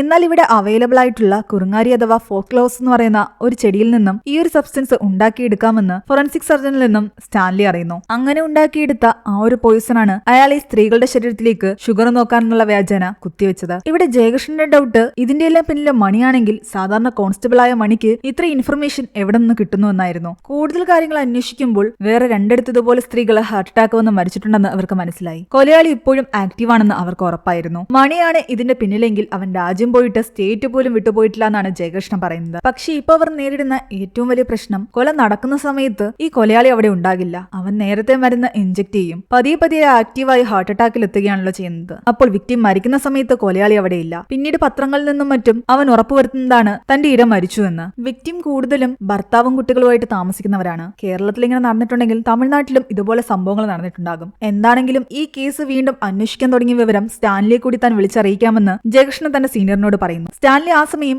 അടുത്ത സ്ത്രീയെ വലയിലാക്കുന്ന തിരക്കിലായിരുന്നു. ആ സമയത്താണ് സ്റ്റാൻലിക്ക് ജയകൃഷ്ണന്റെ കോള് വരുന്നത്. തന്റെ രണ്ടാമത്തെ കൊലപാതക രീതിയും പോലീസുകാർ കണ്ടുപിടിച്ചു എന്നറിഞ്ഞതോടുകൂടി സ്റ്റാൻലി ആകെ ടെൻഷനിലായി. ആ പെൺകുട്ടിയുടെ കൂടെ ഇന്ന് വൈകിട്ട് അയാൾ റൂം ബുക്ക് ചെയ്തിട്ടുണ്ടായിരുന്നു. എന്നാൽ ഇന്ന് നമുക്ക് എന്തായാലും ഒരുമിച്ച് റൂമിലോട്ട് പോകാൻ പറ്റില്ല എന്ന് സ്റ്റാൻലി പറയുന്നു. അവളെ ഒഴിവാക്കാൻ വേണ്ടിയിട്ട് അയാൾ കള്ളം പറയുന്നുണ്ട്, നമ്മുടെ കാര്യം എന്റെ വൈഫ് അറിഞ്ഞു എന്ന്. നിങ്ങൾ ഡിവോഴ്സ് ആയി എന്ന് പറഞ്ഞിട്ട് ഭാര്യ എന്തിനാ നിങ്ങൾ ഇപ്പോഴും വിളിക്കുന്നതെന്നൊക്കെ അവൾ ചോദിക്കുന്നു. കൂടുതൽ ഉത്തരങ്ങളൊന്നും അവൾക്ക് കൊടുക്കാതെ ഇന്ന് കാണാൻ പറ്റില്ല എന്ന് പറഞ്ഞിട്ട് അയാൾ ആകെ ടെൻഷനോട് കൂടി അവിടെ നിന്നും പോയി. അടുത്ത സീനിൽ കാണിക്കുന്നത് അയാൾ ഷൈനി എന്ന് പറയുന്ന ഒരു പെണ്ണിന്റെ കൂടെ ഇരിക്കുന്നതാണ്. സിംഗിൾ മദറായ ഷൈനിയെയും അയാൾ തന്റെ വലയിലാക്കാൻ ശ്രമിക്കുന്നുണ്ട്. ഇവിടെ ആനന്ദ് ജയകൃഷ്ണനോട് പറയുന്നുണ്ട്, ഇത്രയും സ്ത്രീകളെ അവൻ വലയിലാക്കിയിട്ടുണ്ടെങ്കിൽ ഒരുപാട് പേരെ അവൻ ട്രൈ ചെയ്തിട്ടുണ്ടാകും. അങ്ങനെയുള്ള സ്ത്രീകൾ പോലും ഇവനെതിരൊരു കംപ്ലൈന്റ് പോലും കൊടുത്തിട്ടില്ല. അവർക്ക് അവരുടെ ജീവിതമായിരിക്കും വലുതെന്ന് അയാൾ ഇങ്ങനെ പറയുന്നു. ഇതൊക്കെ കേൾക്കുമ്പോൾ ജയകൃഷ്ണ മനസ്സിലൂടെ എന്തൊക്കെയോ കടന്നു പോകുന്നുണ്ട്. അയാൾ നേരെ ഓഫീസിലെത്തി പഴയ ഫയൽസ് എല്ലാം പരിശോധിക്കുന്നു. അതിൽ ഡൗട്ട് തോന്നിയ ഒരു പഴയ കേസ് അന്വേഷിച്ച് അവർ വീണ്ടും ഒരാളുടെ വീട്ടിലേക്ക് പോകുന്നു. അതിടയ്ക്ക് അവർ അന്വേഷിച്ചു പോയ സരോജ എന്ന് പറയുന്ന സ്ത്രീയുടെ വീടായിരുന്നു. അവരുടെ ഫോൺ നേരത്തെ മിസ്സിംഗ് ആണെന്ന് പറഞ്ഞിട്ടുണ്ടായിരുന്നല്ലോ. കൂടാതെ അവരുടെ വീട്ടിൽ നിന്ന് ഒരു പെൺകുട്ടികളും കാണാതായിട്ടില്ല എന്നും പറഞ്ഞിട്ടുണ്ടായിരുന്നു. എന്നാൽ ആ കേസിൽ അവർക്ക് കുറച്ചുകൂടി ക്ലാരിറ്റി വേണമായിരുന്നു. മാർച്ച് 4-ാം തീയതിയാണ് ഇവരുടെ ഫോൺ കാണാതായി എന്ന് പറഞ്ഞത്. എന്നാൽ പോലീസുകാർ വിചാരിച്ചത് ഫോൺ മോഷണം പോയതിനു ശേഷമാണ് അതിൽ നിന്ന് കോളുകൾ പോയിക്കൊണ്ടിരുന്നതെന്നാണ്. എന്നാൽ ആ ഫോൺ മോഷണം പോകുന്നതിന് മുൻപായിരുന്നു അതിലേക്ക് കോളുകൾ വന്നുകൊണ്ടിരുന്നതും കോളുകൾ പോയിക്കൊണ്ടിരുന്നതും. ആരാണ് വിളിച്ചത്, ആരെയാണ് വിളിച്ചത് എന്നൊക്കെ ഇവർക്ക് അറിയണം. അവനെ നന്നായിട്ടൊന്ന് ക്വസ്റ്റ്യൻ ചെയ്തതോടുകൂടി അവൻ സത്യങ്ങൾ തുറന്നു പറയുന്നു. അവന്റെ സഹോദരി ദിവ്യയായിരുന്നു ആ ഫോൺ യൂസ് ചെയ്തുകൊണ്ടിരുന്നത്. ദിവ്യ ഒരുത്തം പ്രണയിക്കുകയും അവർ ഒളിച്ചോടി പോവുകയും ചെയ്തു. പക്ഷെ പറ്റിച്ചിട്ട് അവൻ കടന്നു കളഞ്ഞു. എന്നാൽ ഈ കാര്യങ്ങളൊന്നും വേറെ ആരെങ്കിലും അറിയുന്നതിന് മുൻപ് തന്നെ അവർ ദിവ്യയെ മറ്റൊരാൾക്ക് വിവാഹം ചെയ്തു കൊടുത്തു. അതുകൊണ്ടാണെന്ന് പോലീസുകാർ അന്വേഷിച്ചു വന്നപ്പോഴും ഇയാൾ അവളെപ്പറ്റി ഒന്നും തന്നെ സംസാരിക്കാതിരുന്നത്. അത് അവളുടെ ജീവിതത്തെ ബാധിക്കുമായിരുന്നു. അങ്ങനെ അവർ ദിവ്യയെ തേടി പോകുന്നു. ഇവിടെയാണ് ഈ മൂവിയിലെ മറ്റൊരു ടെസ്റ്റ്. സ്റ്റാൻലി ദിവ്യയും തന്റെ വലയിലാക്കിയ ശേഷം ബസ് സ്റ്റാൻഡിലെ ബാത്റൂമിലേക്ക് ഗുളിക കഴിക്കാൻ പറഞ്ഞു വിട്ടിട്ടുണ്ടായിരുന്നു. എന്നാൽ അവൾ ആ ഗുളിക കഴിച്ചിട്ടുണ്ടായിരുന്നില്ല. അവൾ ഇന്നും ജീവനോടെയുണ്ട്. അവൾ സ്ഥിരമായി പോയിക്കൊണ്ടിരുന്ന ബസ്സിൽ വെച്ചിട്ടാണ് സ്റ്റാൻലിയെ അവൾ പരിചയപ്പെട്ടത്. അന്ന് വാഷ്റൂമിലേക്ക് കയറി ഗുളിക കഴിക്കുന്നതിന് മുമ്പ് ദിവ്യ ഒന്നുകൂടി പുറത്തിറങ്ങി സ്റ്റാൻലിയെ നോക്കിയിട്ടുണ്ടായിരുന്നു. പക്ഷെ ആ സമയം അവളുടെ ഫോണും ബാഗും ഒക്കെ ആയിട്ട് അയാൾ രക്ഷപ്പെട്ടിട്ടുണ്ടായിരുന്നു. നിങ്ങൾ എന്തുകൊണ്ടാണ് ആ ഗുളിക കഴിക്കാതിരുന്നതെന്ന് ചോദിക്കുമ്പോൾ ദിവ്യ പറയുന്നുണ്ട്, കയ്യിൽ കാശൊന്നുമില്ല, അതുകൊണ്ട് ഇപ്പോൾ കുട്ടികൾ വേണ്ടാന്നാണ് സ്റ്റാൻലി പറഞ്ഞത്. എന്നാൽ എന്റെ കയ്യിൽ കുറച്ച് കാശുണ്ടായിരുന്നു, ഞാൻ അതിനെപ്പറ്റി സ്റ്റാൻലിയോട് പറഞ്ഞിട്ടുണ്ടായിരുന്നില്ല. അപ്പൊ പിന്നെ ഞാൻ പ്രഗ്നന്റ് ആയാലും കുഴപ്പമില്ലാന്ന് എനിക്ക് തോന്നി, അതുകൊണ്ടാണ് ഞാൻ ഗുളിക കഴിക്കാതിരുന്നത്. സ്റ്റാൻലിയെ പറ്റി കൂടുതൽ ഡീറ്റെയിൽസ് ചോദിക്കുമ്പോൾ ദിവ്യ പറയുന്നുണ്ട് അയാൾക്ക് പഴയ തമിഴ് പടങ്ങളിലെ പാട്ടുകൾ ഒരുപാട് ഇഷ്ടമാണെന്ന്. സെമ്പുരു എന്ന് പറയുന്ന പടത്തിലെ ഒരു സോങ് അയാൾ എപ്പോഴും പ്ലേ ചെയ്യാറുണ്ട്. മണിയുടെ ഫോട്ടോ അവളെ കാണിച്ചുകൊണ്ട് ഇതല്ലേ ആളെന്ന് ചോദിക്കുമ്പോൾ അവള് പറയുന്നുണ്ട് ഇയാളല്ലാന്ന്. അതോടെ ജയകൃഷ്ണ ആകെ ഞെട്ടിത്തെരിച്ചിരിക്കുകയായിരുന്നു. അവർ ഇത്രയും നാളും വിചാരിച്ച പോലെ മണിയല്ല ഈ കേസിലെ കുറ്റവാളി. എന്നാൽ ഇവളുടെ സഹായത്തോടു കൂടി യഥാർത്ഥ കുറ്റവാളിയുടെ സ്കെച്ച് വരച്ചാലോ എന്നവർ ചിന്തിക്കുമ്പോൾ അവള് പറയുന്നുണ്ട് അതിനൊന്നും എന്നെ കൊണ്ട് പറ്റില്ല എന്ന്. ഇപ്പൊ തന്നെ നിങ്ങൾ ഇവിടുന്ന് പോകുന്നതാ നല്ലത്. എന്റെ ഹസ്ബൻഡ് വരാൻ സമയമായി. ഈ കാര്യങ്ങളൊക്കെ അയാൾ അറിഞ്ഞു കഴിഞ്ഞാൽ എന്റെ ജീവിതം തന്നെ തകരും. വിവാഹത്തിന് മുമ്പ് അവൾ ഒളിച്ചോടിയതും മറ്റൊരാളുടെ കൂടെ ശാരീരിക ബന്ധത്തിൽ ഏർപ്പെട്ടതും ഒക്കെ അവളുടെ ഹസ്ബൻഡ് അറിഞ്ഞു കഴിഞ്ഞാൽ കുഴപ്പമാണെന്ന് ജയകൃഷ്ണൻ മനസ്സിലായി. പക്ഷേ അയാൾ ഒന്നുകൂടി അവളോട് പറയുന്നു, അന്ന് ആ വാഷ്റൂമിൽ വെച്ചിട്ട് നിങ്ങൾ ആ ഗുളിക കഴിക്കാതിരുന്നത് കൊണ്ടാണ് നിങ്ങളിന്നും ജീവനോടെ ഇരിക്കുന്നത്. അവനെ വിശ്വസിച്ച് ഇറങ്ങിപ്പോയ ഒരുപാട് സ്ത്രീകൾ ഇന്ന് ജീവനോടെയില്ല. ഇപ്പോഴും അവൻ അവന്റെ ക്രൈം തുടർന്നുകൊണ്ടേയിരിക്കുകയാണ്. നിങ്ങൾ ഇപ്പൊ ഞങ്ങളെ സഹായിക്കുകയാണെങ്കിൽ ഒരുപാട് സ്ത്രീകളുടെ ജീവൻ രക്ഷിക്കാം. അതൊക്കെ കേട്ടപ്പോ അവൾ അവരോട് പറയുന്നുണ്ട്, എന്നെ കൊണ്ട് പൂർണ്ണമായിട്ടും പറ്റുമെന്നറിയില്ല, ഞാൻ എന്നാലും ഒന്ന് ട്രൈ ചെയ്യാമെന്ന്. രേഖാചിത്രം വരയ്ക്കാൻ അവൾ സമ്മതിച്ചു. പിന്നീട് ജയകൃഷ്ണനും ആനന്ദും തമ്മിൽ സംസാരിക്കുന്നുണ്ട്. ആനന്ദ് പറയുന്നുണ്ട് അവൻ അത്ര വലിയ ബുദ്ധിമാനാണെന്ന് എനിക്ക് തോന്നുന്നില്ല എന്ന്. അവന്റെ കയ്യിൽ നിന്ന് ഇങ്ങനൊരു പെൺകുട്ടി രക്ഷപ്പെട്ട കാര്യം അവൻ ഇതുവരെ അറിഞ്ഞിട്ടില്ല. അറിഞ്ഞിരുന്നെങ്കിൽ അവൻ എപ്പോഴേ ഇവളെ കൊന്നിട്ടുണ്ടായിരുന്നേനെ. എന്നാൽ അതിന് സാധ്യതയില്ലെന്ന് ജയകൃഷ്ണൻ പറയുന്നു. അവൾ രക്ഷപ്പെട്ടു പോയെന്ന് പറഞ്ഞിട്ട് അവൻ അവളുടെ പിറകെ പോയി കൊല്ലാനൊന്നും ചിലപ്പോൾ നിൽക്കില്ല. അതിനിടയ്ക്ക് ജയകൃഷ്ണന് ദിവ്യയുടെ കോള് വരുന്നു. നിങ്ങളെ തലേന്ന് വന്നത് എന്റെ ഹസ്ബൻഡിനോട് ആരോ പറഞ്ഞു, അത് കാരണം ഇവിടെ ഒരുപാട് പ്രശ്നമായി, അതുകൊണ്ട് നിങ്ങൾ ഇനി ഇങ്ങോട്ട് വരണ്ട, എനിക്ക് ആ രേഖാചിത്രം ഒന്നും വരയ്ക്കാൻ പറ്റില്ല എന്ന്. പക്ഷെ യഥാർത്ഥത്തിൽ അതൊന്നും ആയിരുന്നില്ല കാര്യം. അവളെ തേടി സ്റ്റാൻലി വന്നിട്ടുണ്ടായിരുന്നു. സ്റ്റാൻലി അവളെ ഭീഷണിപ്പെടുത്തിയത് കൊണ്ടാണ് അവൾ പോലീസുകാരോട് അങ്ങനെ പറഞ്ഞത്. നിങ്ങൾ ഇനി ഇങ്ങോട്ട് വരികയാണെങ്കിൽ എന്റെ ഹസ്ബൻഡ് എല്ലാം അറിയുമെന്നും അങ്ങനെ എന്തെങ്കിലും അറിഞ്ഞു കഴിഞ്ഞാൽ ഞാനും എന്റെ കുഞ്ഞും ആത്മഹത്യ ചെയ്യുന്നൊക്കെ അവള് പറയുന്നു. അത് കാരണം പിന്നെ അവളെ നിർബന്ധിക്കാനും ജയകൃഷ്ണന് പറ്റിയില്ല. ഇനിയിപ്പോ രേഖാചിത്രം വരയ്ക്കാൻ വേണ്ടിയിട്ട് മറ്റാരെങ്കിലും ഇവർക്ക് കണ്ടെത്തണമായിരുന്നു. ദിവ്യ പറഞ്ഞ പ്രകാരം അവൾ സ്ഥിരമായിട്ട് യാത്ര ചെയ്യുന്ന ബസ്സിലാണ് ആ കൊലയാളിയും വന്നിട്ടുള്ളത്. സ്വാഭാവികമായിട്ടും ആ ബസ്സിലെ ജീവനക്കാര് അയാളെ ശ്രദ്ധിച്ചിട്ടുണ്ടാകും. ഇവളുടെ കൂടെ സ്ഥിരമായിട്ട് അയാൾ യാത്ര ചെയ്തതല്ലേ. അവരോട് പോയി അങ്ങനൊരാളെ പറ്റി ഇവർ ചോദിക്കുമ്പോൾ ബസ്സിലെ ജീവനക്കാരൻ പറയുന്നുണ്ട്, ഈ പെൺകുട്ടിയെ തനിക്കറിയാം, 5-6 മാസം സ്ഥിരമായിട്ട് തന്റെ ബസ്സിലായിരുന്നു യാത്ര ചെയ്തിരുന്നത്. അവളുടെ കൂടെ സ്ഥിരമായിട്ടൊരു പുരുഷനും ഉണ്ടായിരുന്നുവെന്ന്. അങ്ങനെ അയാൾ കണ്ടിട്ടുണ്ടെങ്കിൽ എന്തായാലും അയാളെ ഉപയോഗിച്ചിട്ട് രേഖാചിത്രം വരയ്ക്കാം. രേഖാചിത്രം വരയ്ക്കാൻ പറ്റിയ ആളെയുമായിട്ട് ഇവർ ആ ജീവനക്കാരന്റെ വീട്ടിലേക്ക് പോകുന്നു. ആ സമയം സ്റ്റാൻലി ആകട്ടെ ജയകൃഷ്ണനെ വിളിക്കുന്നുണ്ട്. ഓൾറെഡി ദിവ്യയുടെ കേസിനെ പറ്റി ജയകൃഷ്ണൻ സ്റ്റാൻലിയോട് പറഞ്ഞിട്ടുണ്ടായിരുന്നു. അതുകൊണ്ടാണ് സ്റ്റാൻലി ദിവ്യയുടെ വീട്ടിൽ പോയി അവളെ ഭീഷണിപ്പെടുത്തിയതും. ഇനി ദിവ്യയുടെ കേസിൽ ഒന്നും നടക്കില്ലേ എന്ന് സ്റ്റാൻലി ചോദിക്കുമ്പോൾ ജയകൃഷ്ണൻ പറയുന്നുണ്ട്, ഇനിയിപ്പോ അവളുടെ സഹായം വേണ്ട, നമുക്ക് വേറൊരാളെ കിട്ടിയിട്ടുണ്ടെന്ന്. ദിവ്യ യാത്ര ചെയ്തിരുന്ന ബസ്സിലെ കണ്ടക്ടറെ കിട്ടിയിട്ടുണ്ട്. ദിവ്യയുടെ കൂടെ യാത്ര ചെയ്ത പുരുഷനെ അയാൾക്ക് ഓർമ്മയുണ്ട്. അയാളുടെ സഹായത്തോടെ രേഖാചിത്രം വരയ്ക്കാൻ പോവുകയാണെന്ന്. ഇത് കേട്ടതും സ്റ്റാൻലി വല്ലാതെ പേടിക്കാൻ തുടങ്ങി. അത് ഏതാ സ്ഥലം, ഞാനും അങ്ങോട്ടേക്ക് വരാമെന്ന് പറഞ്ഞിട്ട് സ്റ്റാൻലി പെട്ടെന്ന് വണ്ടി സ്റ്റാർട്ട് ചെയ്തു. ജയകൃഷ്ണൻ സ്ഥലം പറഞ്ഞു കൊടുത്തതും സ്റ്റാൻലിയും ആ ഭാഗത്തേക്ക് പോകുന്നു. എന്നാൽ സ്റ്റാൻലി എത്തുന്നതിന് മുൻപ് തന്നെ ജയകൃഷ്ണനും കൂട്ടരും അവിടെ എത്തി സ്കെച്ച് ആർട്ടിസ്റ്റിന്റെ സഹായത്തോടു കൂടി ആ കണ്ടക്ടർ പറഞ്ഞ ആളുടെ രൂപം വരച്ചിട്ടുണ്ടായിരുന്നു. സ്റ്റാൻലി ആ കണ്ടക്ടറെ കൊല്ലാൻ വേണ്ടിയിട്ട് തന്റെ സാധനങ്ങളും എടുത്തിട്ടാണ് അവിടേക്ക് പുറപ്പെട്ടത്. പക്ഷെ അയാൾ എത്തിയപ്പോഴേക്കും വരച്ച രേഖാചിത്രവുമായിട്ട് നിൽക്കുന്നവരെയാണ് സ്റ്റാൻലി കാണുന്നത്. പേടിയോടുകൂടി സ്റ്റാൻലി ജയകൃഷ്ണന്റെ കയ്യിൽ നിന്ന് ആ രേഖാചിത്രം വാങ്ങി നോക്കുന്നു. അത് കണ്ടപ്പോഴാണ് അയാൾക്ക് ആശ്വാസമായത്. അത് തന്റെ ഫേസ് അല്ല, ആ കണ്ടക്ടർ വേറെ ആരുടെയോ ചിത്രമാണ് വരച്ചിരിക്കുന്നത്. അങ്ങനെ അവർ അതിനെപ്പറ്റി ഇങ്ങനെ സംസാരിച്ചുകൊണ്ട് നിൽക്കുമ്പോൾ ആ കണ്ടക്ടർ സ്റ്റാൻലിയോട് ചോദിക്കുന്നുണ്ട്, നിങ്ങളെ ഞാൻ മുമ്പ് എവിടെയോ കണ്ടിട്ടുണ്ടെന്ന്. നിങ്ങൾ ട്രാഫിക് പോലീസിലായിരുന്നു എന്ന് ചോദിക്കുമ്പോൾ ഞാൻ അവിടെയൊന്നുമല്ല, ആറുകാണിയിലാണ് എന്റെ വീടെന്ന്. ചിലപ്പോ അവിടെ എവിടെയെങ്കിലും കണ്ടതായിരിക്കാം. ആകെ ടെൻഷനോട് കൂടിയായിരുന്നു സ്റ്റാൻലി ഇരുന്നത്. ജയകൃഷ്ണൻ പറയുന്നുണ്ട്, ഈ രേഖാചിത്രത്തിലുള്ള ആളും ആ മണിയും ചേർന്നിട്ടായിരിക്കാം ചിലപ്പോ ഇതെല്ലാം ചെയ്തത്. അല്ലെങ്കിൽ ഇവൻ ഇതെല്ലാം ഒറ്റയ്ക്ക് ചെയ്തിട്ട് എല്ലാം മണിയുടെ തലയിൽ വെച്ചതായിരിക്കാം. എന്താണെങ്കിലും എത്രയും പെട്ടെന്ന് ഇവനെ പൊക്കണം. എന്നാൽ സ്റ്റാൻലി പറയുന്നുണ്ട്, അവനെ പൊക്കിയാലും നമ്മുടെ കയ്യിലുള്ള എവിഡൻസ് എല്ലാം വീക്കല്ലേന്ന്. നമ്മുടെ കയ്യിൽ നല്ലൊരു വിറ്റ്നസ് പോലും ഇല്ല. അതും ശരിയാണെന്ന് ജയകൃഷ്ണൻ പറയുന്നു. മുന്നിലിരിക്കുന്ന എല്ലാവരെയും താൻ പറ്റിച്ചല്ലോ എന്നുള്ളൊരു സന്തോഷത്തിലായിരുന്നു സ്റ്റാൻലി ഇരുന്നുകൊണ്ടിരുന്നത്. കുറ്റവാളിയുടേതെന്ന് പറഞ്ഞ് ഈ സംശയിക്കുന്ന രേഖാചിത്രം സ്റ്റാൻലി തന്നെ എല്ലാ സ്റ്റേഷനുകളിലേക്കും ഫാക്സായിട്ട് അയക്കുന്നു. താൻ ഒരിക്കലും പിടിക്കപ്പെട്ടില്ല എന്നുള്ള സന്തോഷത്തില് സ്റ്റാൻലി വീണ്ടും ഷൈനിയുടെ പിറകെ തന്നെ കൂടിയിരിക്കുകയാണ്. നാളെ ഞാൻ റൂം ബുക്ക് ചെയ്തിട്ടുണ്ട്, വരാതിരിക്കരുതെന്ന് പറയുന്നു. താൻ ഉറപ്പായും വരുമെന്ന് ഷൈനി പറയുന്നു. ഈ പ്രാവശ്യം ഷൈനിയെ കൊല്ലാൻ വേണ്ടിയിട്ട് ആ പോയിസണിന്റെ അളവയാൾ കൂട്ടിവെച്ചിരിക്കുകയായിരുന്നു. അവളെ കൊല ചെയ്ത ശേഷം ആ ബോഡി കൊണ്ടുപോയി കുഴിച്ചിടാനുള്ള സാധനങ്ങളും തന്റെ കാറിൽ അയാൾ കരുതി വെക്കുന്നു. കാരണം പോലീസുകാർക്ക് പോസ്റ്റ്മോർട്ടം ചെയ്യാൻ വേണ്ടിയിട്ട് ബോഡി കിട്ടിയത് കൊണ്ടാണല്ലോ അവർ അന്വേഷണമായിട്ട് മുന്നോട്ട് പോകുന്നത്. ഇനി ബോഡി കിട്ടാൻ പാടില്ല, അതായിരുന്നു സ്റ്റാൻലിയുടെ ലക്ഷ്യം. ഇവിടെ ജയകൃഷ്ണൻ ആരുടെയോ വീട് തേടി പോകുന്നു. അതേസമയം സ്റ്റാൻലി ഷൈനിയും കൊണ്ട് ഒരു ലോഡ്ജിലേക്ക് എത്തിയിട്ടുണ്ടായിരുന്നു. ഞാൻ ഇന്നലെ ഇവിടെ വന്നൊരു റൂം ബുക്ക് ചെയ്തിരുന്നു, റൂം റെഡിയാണോ എന്ന് ചോദിക്കുമ്പോൾ ആ ലോഡ്ജിലെ ആള് പറയുന്നുണ്ട് ID വേണമെന്ന്. എന്നാൽ ഇന്നലെ ബുക്ക് ചെയ്യാൻ വന്നപ്പോ ഇവിടെ നിന്ന പയ്യൻ ID ഒന്നും വേണ്ടെന്നാ പറഞ്ഞത്. ഇപ്പൊ എന്താ അതിന്റെ ആവശ്യം എന്ന് ചോദിക്കുമ്പോൾ അയാൾ പറയുന്നുണ്ട്, ആ പയ്യന് കാര്യങ്ങളൊന്നും അറിയില്ല, എന്തായാലും ID വേണമെന്ന്. അമീർ എന്നുള്ള പേരിലായിരുന്നു സ്റ്റാൻലി അവിടെ വന്നത്. അയാളെ തന്റെ കയ്യിൽ കരുതിയിരുന്ന ഫേക്ക് IDയും കൊടുക്കുന്നു. അങ്ങനെ അവർ റൂമിലേക്ക് പോയി. ആ സമയം ജയകൃഷ്ണന് എവിടെ നിന്നൊരു ഇൻഫർമേഷൻ കിട്ടിയിട്ട് അയാൾ അങ്ങോട്ടേക്ക് പോകുന്നു. ഇവിടെ സ്റ്റാൻലി ഷൈനിയോട് സംസാരിച്ചിരുന്ന കാര്യങ്ങളിലേക്ക് കടക്കുകയായിരുന്നു. ആ സമയം ജയകൃഷ്ണൻ നേരെ ചെല്ലുന്നത് ദിവ്യയുടെ വീട്ടിലേക്കാണ്. അധിക സമയമൊന്നും എടുക്കത്തില്ല, എനിക്ക് ഒരു കാര്യം മാത്രം അറിഞ്ഞാൽ മതി എന്ന് ദിവ്യയോട് അയാൾ പറയുന്നു. ആ റിസപ്ഷനിലുള്ള ആളാകട്ടെ സ്റ്റാൻലിയുടെ റൂമിന് വന്ന് കൊട്ടുന്നു. അയാൾ അത് തുറക്കുമ്പോൾ ആ റിസപ്ഷനിസ്റ്റ് ചോദിക്കുന്നുണ്ട്, സാറ് തമിഴ്നാട്ടിലുള്ളതാണോ എന്ന്. സാറിന്റെ പേഴ്സിൽ ഞാൻ യൂണിഫോമിലുള്ള ഫോട്ടോ കണ്ടായിരുന്നു. സാർ പോലീസിലാണോ? പോലീസിലാണെങ്കിൽ സാർ എനിക്കൊരു ഉപകാരം ചെയ്യണം. എനിക്ക് ആകക്കോട് ഉണ്ടായിരുന്നൊരു മോളാണ്. കുറച്ച് വർഷങ്ങൾക്ക് മുമ്പ് അവളെ കാണാതായി. പോലീസ് അന്വേഷിച്ച് തിരുനെൽവേലി വരെ എത്തി. അവിടെ വെച്ച് അന്വേഷണം നിന്നുപോയി. തമിഴ്നാട് പോലീസ് വിചാരിച്ചെങ്കിൽ മാത്രമേ എന്തെങ്കിലും നടക്കൂ. സാറ് തമിഴ്നാട് പോലീസിലാണെങ്കിൽ എന്നെ ഒന്ന് ഹെൽപ്പ് ചെയ്യണം, എന്റെ മകളെ കണ്ടെത്താൻ. അയാളെ ഒഴിവാക്കാൻ സ്റ്റാൻലി പറയുന്നുണ്ട്, ഞാൻ ഒന്ന് അന്വേഷിച്ച് നോക്കാമെന്ന്. അവളുടെ ഫോട്ടോയും ഡീറ്റെയിൽസും ഇതിലുണ്ടെന്ന് പറഞ്ഞിട്ട് അയാൾ ഒരു കവർ കൂടി സ്റ്റാൻലിയെ ഏൽപ്പിക്കുന്നു. ഇയാളുടെ ഈ സംസാരമൊക്കെ ആയപ്പോഴേക്കും സ്റ്റാൻലിയുടെ മൂടൊന്ന് മാറി. ആ സമയം കുറ്റവാളിയെ കണ്ടു എന്ന് പറഞ്ഞിട്ട് ഒരു കോള് വന്നിട്ടുണ്ടെന്ന് ജയകൃഷ്ണനെ ഒരാൾ വിളിച്ചറിയിക്കുന്നു. സ്റ്റാൻലി ആ റിസപ്ഷനിസ്റ്റ് കൊടുത്ത കവർ തുറന്നു നോക്കി. അതിലെ ഫോട്ടോ കണ്ട് അയാൾ ഞെട്ടിത്തരിച്ചിരിക്കുകയായിരുന്നു. സ്റ്റാൻലി തന്നെ തുടക്കത്തിൽ കൊന്ന ദീപ എന്ന് പറയുന്ന പെൺകുട്ടിയുടെ ഫോട്ടോ ആയിരുന്നു അത്. അത് കണ്ടതോടെ അയാൾ വല്ലാതെ ഡിസ്റ്റർബായി. ഷൈനി അത് കണ്ട് അയാളോട് ചോദിക്കുന്നുണ്ട്, എന്ത് പറ്റിയെന്ന്. ഒന്നുമില്ല, ഞാനൊരു സിഗരറ്റ് വലിച്ചിട്ട് വരാമെന്ന് പറഞ്ഞിട്ട് അയാൾ പുറത്തേക്ക് ഇറങ്ങി. സ്റ്റാൻലി റിസപ്ഷനിലേക്ക് ചെന്ന് നോക്കുമ്പോൾ അവിടെ ആരെയും തന്നെ കാണുന്നില്ല. ആ സമയം ആ ലോഡ്ജിലേക്ക് ജയകൃഷ്ണൻ വരുന്നു. സ്റ്റാൻലിയെ കണ്ടത് അയാൾ ചോദിക്കുന്നുണ്ട്, നിങ്ങളെന്താ എവിടെയെന്ന്. അത് സ്പെഷ്യൽ ബ്രാഞ്ചിൽ ഒരു കേസിന്റെ അന്വേഷണം ഉണ്ടായിരുന്നു, അതിനുവേണ്ടി വന്നതാണെന്ന് സ്റ്റാൻലി പറയുന്നു. ജയകൃഷ്ണനെ ഇങ്ങനെ പെട്ടെന്ന് കണ്ടതും സ്റ്റാൻലി വല്ലാതൊന്ന് പേടിച്ചിട്ടുണ്ട്. എന്നാൽ കുറച്ചേരം ഇവിടെ ഇരിക്കാൻ നമുക്ക് സംസാരിക്കാം എന്ന് പറയുമ്പോൾ സ്റ്റാൻലി പറയുന്നുണ്ട്, CA ഉണ്ട്, CA റൂമിലിരിക്കുകയാണെന്ന്, അതുകൊണ്ട് ഞാൻ അങ്ങോട്ടേക്ക് പോവാണെന്ന്. സാറെന്താ എവിടെയെന്ന് സ്റ്റാൻലി ജയകൃഷ്ണനോട് ചോദിക്കുമ്പോൾ അത് നമ്മുടെ ആ കുറ്റവാളിയെ ഇവിടെ എവിടെയോ വെച്ച് കണ്ടു എന്ന് പറഞ്ഞിട്ട് ഒരു കോള് വന്നു, അത് അന്വേഷിക്കാൻ വന്നതാണെന്ന്. നാളെ ഉച്ച കഴിയുമ്പോൾ സ്റ്റാൻലി ഫ്രീ ആണെങ്കിൽ എന്നെ ഒന്ന് വിളിച്ചാൽ മതി, നമുക്ക് ഒരുമിച്ച് ആ കുറ്റവാളി അന്വേഷിച്ച് ഇറങ്ങാമെന്ന് ജയകൃഷ്ണൻ പറയുന്നു.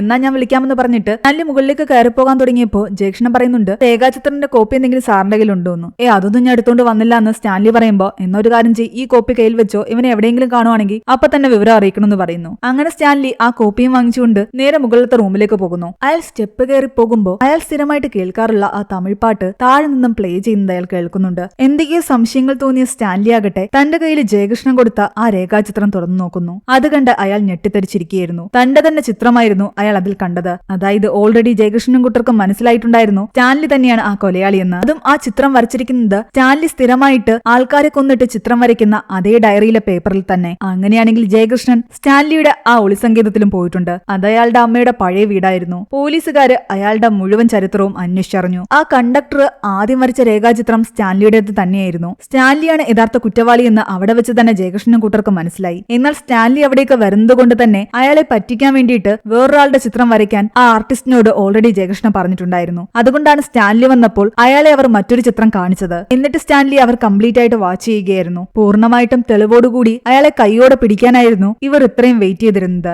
ആ രേഖാചിത്രവുമായിട്ട് ദിവ്യയുടെ അടുത്ത് പോയി അവർ ഉറപ്പുവരുത്തുകയും ചെയ്തിട്ടുണ്ടായിരുന്നു അന്വേഷിച്ചുകൊണ്ടിരിക്കുന്ന കുറ്റവാളി സ്റ്റാൻലി തന്നെയാണോ എന്ന്. രേഖാചിത്രം നോക്കി അവളും പറഞ്ഞിട്ടുണ്ടായിരുന്നു ഇയാൾ തന്നെയായിരുന്നു എന്റെ കൂടെ ഉണ്ടായിരുന്നതെന്ന്. കൂടാതെ സ്റ്റാൻലിയുടെ വീട്ടിൽ പോയതിൽ നിന്നും ഇവർക്ക് വേണ്ടത്ര തെളിവുകൾ ലഭിക്കുകയും ചെയ്തു. കൊല ചെയ്യപ്പെട്ട എല്ലാവരുടെയും ചിത്രങ്ങൾ സ്റ്റാൻലിയുടെ ഡയറിയിലുണ്ടായിരുന്നു. കൂടാതെ അയാൾ കൊല ചെയ്യാൻ ഉപയോഗിച്ചിരുന്ന ആ പോയിസണും അവിടെ നിന്ന് കണ്ടെത്തി. താൻ പിടിക്കപ്പെട്ടു എന്ന് മനസ്സിലാക്കിയ സ്റ്റാൻലി ആകട്ടെ ജയകൃഷ്ണന്റെ ബാക്കിലൂടെ വന്നിട്ട് തന്റെ കയ്യിലുണ്ടായിരുന്ന പോയിസൺ അയാളുടെ ശരീരത്തിൽ കുത്തിവെക്കാൻ ശ്രമിക്കുകയായിരുന്നു. പക്ഷേ ജയകൃഷ്ണൻ അത് തടയുന്നു. താൻ ഇതുവരെയും ഒരു കേസും തോറ്റിട്ടില്ല എന്ന് ജയകൃഷ്ണൻ പറയുന്നു. പല കുറ്റവാളികളും എന്റെ കയ്യിൽ നിന്ന് രക്ഷപ്പെട്ടതായിട്ട് നീ കേട്ടിട്ടുണ്ട്. പക്ഷെ അവരാരും എന്റെ കയ്യിൽ നിന്ന് രക്ഷപ്പെട്ടതല്ല. അവരെയൊക്കെ ഞാൻ ആരും അറിയാതെ കൊന്നു കുഴിച്ചുമൂടിയതാ. അതുപോലെ ഇത്രയും കുറ്റകൃത്യങ്ങൾ ചെയ്ത സ്റ്റാൻലിയെയും നിയമത്തിന് വിട്ടുകൊടുക്കാൻ ജയകൃഷ്ണൻ തയ്യാറല്ലായിരുന്നു. റിസപ്ഷനിസ്റ്റ് ആയിട്ട് വേഷം കെട്ടിയുന്ന ആ പോലീസുകാരൻ ബാക്കിലൂടെ വന്ന സ്റ്റാൻലിയുടെ തലയിലടിച്ചു. അങ്ങനെ അയാളുടെ ബോധം പോയി. ജയകൃഷ്ണൻ വീണ്ടും സ്റ്റാൻലിയുടെ തല പിടിച്ച് തറയിലേക്ക് തന്നെ ഇടിക്കുകയാണ്. അയാളുടെ തല പൊട്ടി ചോര ഒഴുകുന്നുണ്ടായിരുന്നു. അയാളുടെ ബോഡി അവർ അവിടെ നിന്നും മാറ്റി. ബാക്കിയുള്ളവരെ വിശ്വസിപ്പിക്കാൻ വേണ്ടിയിട്ട് അയാളുടെ ഒരു വാണ്ടഡ് പോസ്റ്ററും അവിടെ എല്ലാം തന്നെ ഒട്ടിച്ചു. സ്റ്റാൻലിയുടെ ബോഡിയും ആ കാറും ഉൾപ്പെടെ അവർ അവിടെ നിന്നും എങ്ങോട്ടോ കൊണ്ടുപോകുന്നു. മറ്റുള്ളവരുടെ മുന്നിൽ ആ കുറ്റവാളി ഒളിവിൽ പോയെന്ന് കാണിക്കാൻ വേണ്ടിയിട്ടായിരുന്നു അവരുടെ തീരുമാനം. എന്നിട്ട് യഥാർത്ഥത്തിൽ ഇയാളെ കൊണ്ടുപോയി എവിടെയെങ്കിലും കുഴിച്ചിടാനും. പക്ഷെ അങ്ങനെ പോകുന്ന വഴിയിൽ ആ ഡിക്കിയുടെ ഡോർ പതിയെ തുറക്കുന്നതായിട്ട് നമ്മളെ കാണിക്കുന്നു. അതായത് സ്റ്റാൻലി മരിച്ചിട്ടില്ല എന്ന് നമ്മളെ കാണിച്ചുകൊണ്ടാണ് ഈ ഒരു മൂവി അവസാനിപ്പിക്കുന്നത്. ഈ മൂവിയുടെ സ്റ്റോറി എങ്ങനെയുണ്ടായിരുന്നു നിങ്ങൾ താഴെ കമന്റ് ചെയ്യുക. എക്സ്പ്ലനേഷൻ ഇഷ്ടപ്പെട്ടെങ്കിൽ വീഡിയോയിലേക്കാണ്. നമ്മുടെ ചാനൽ സബ്സ്ക്രൈബ് ചെയ്യാനും മറക്കണ്ട.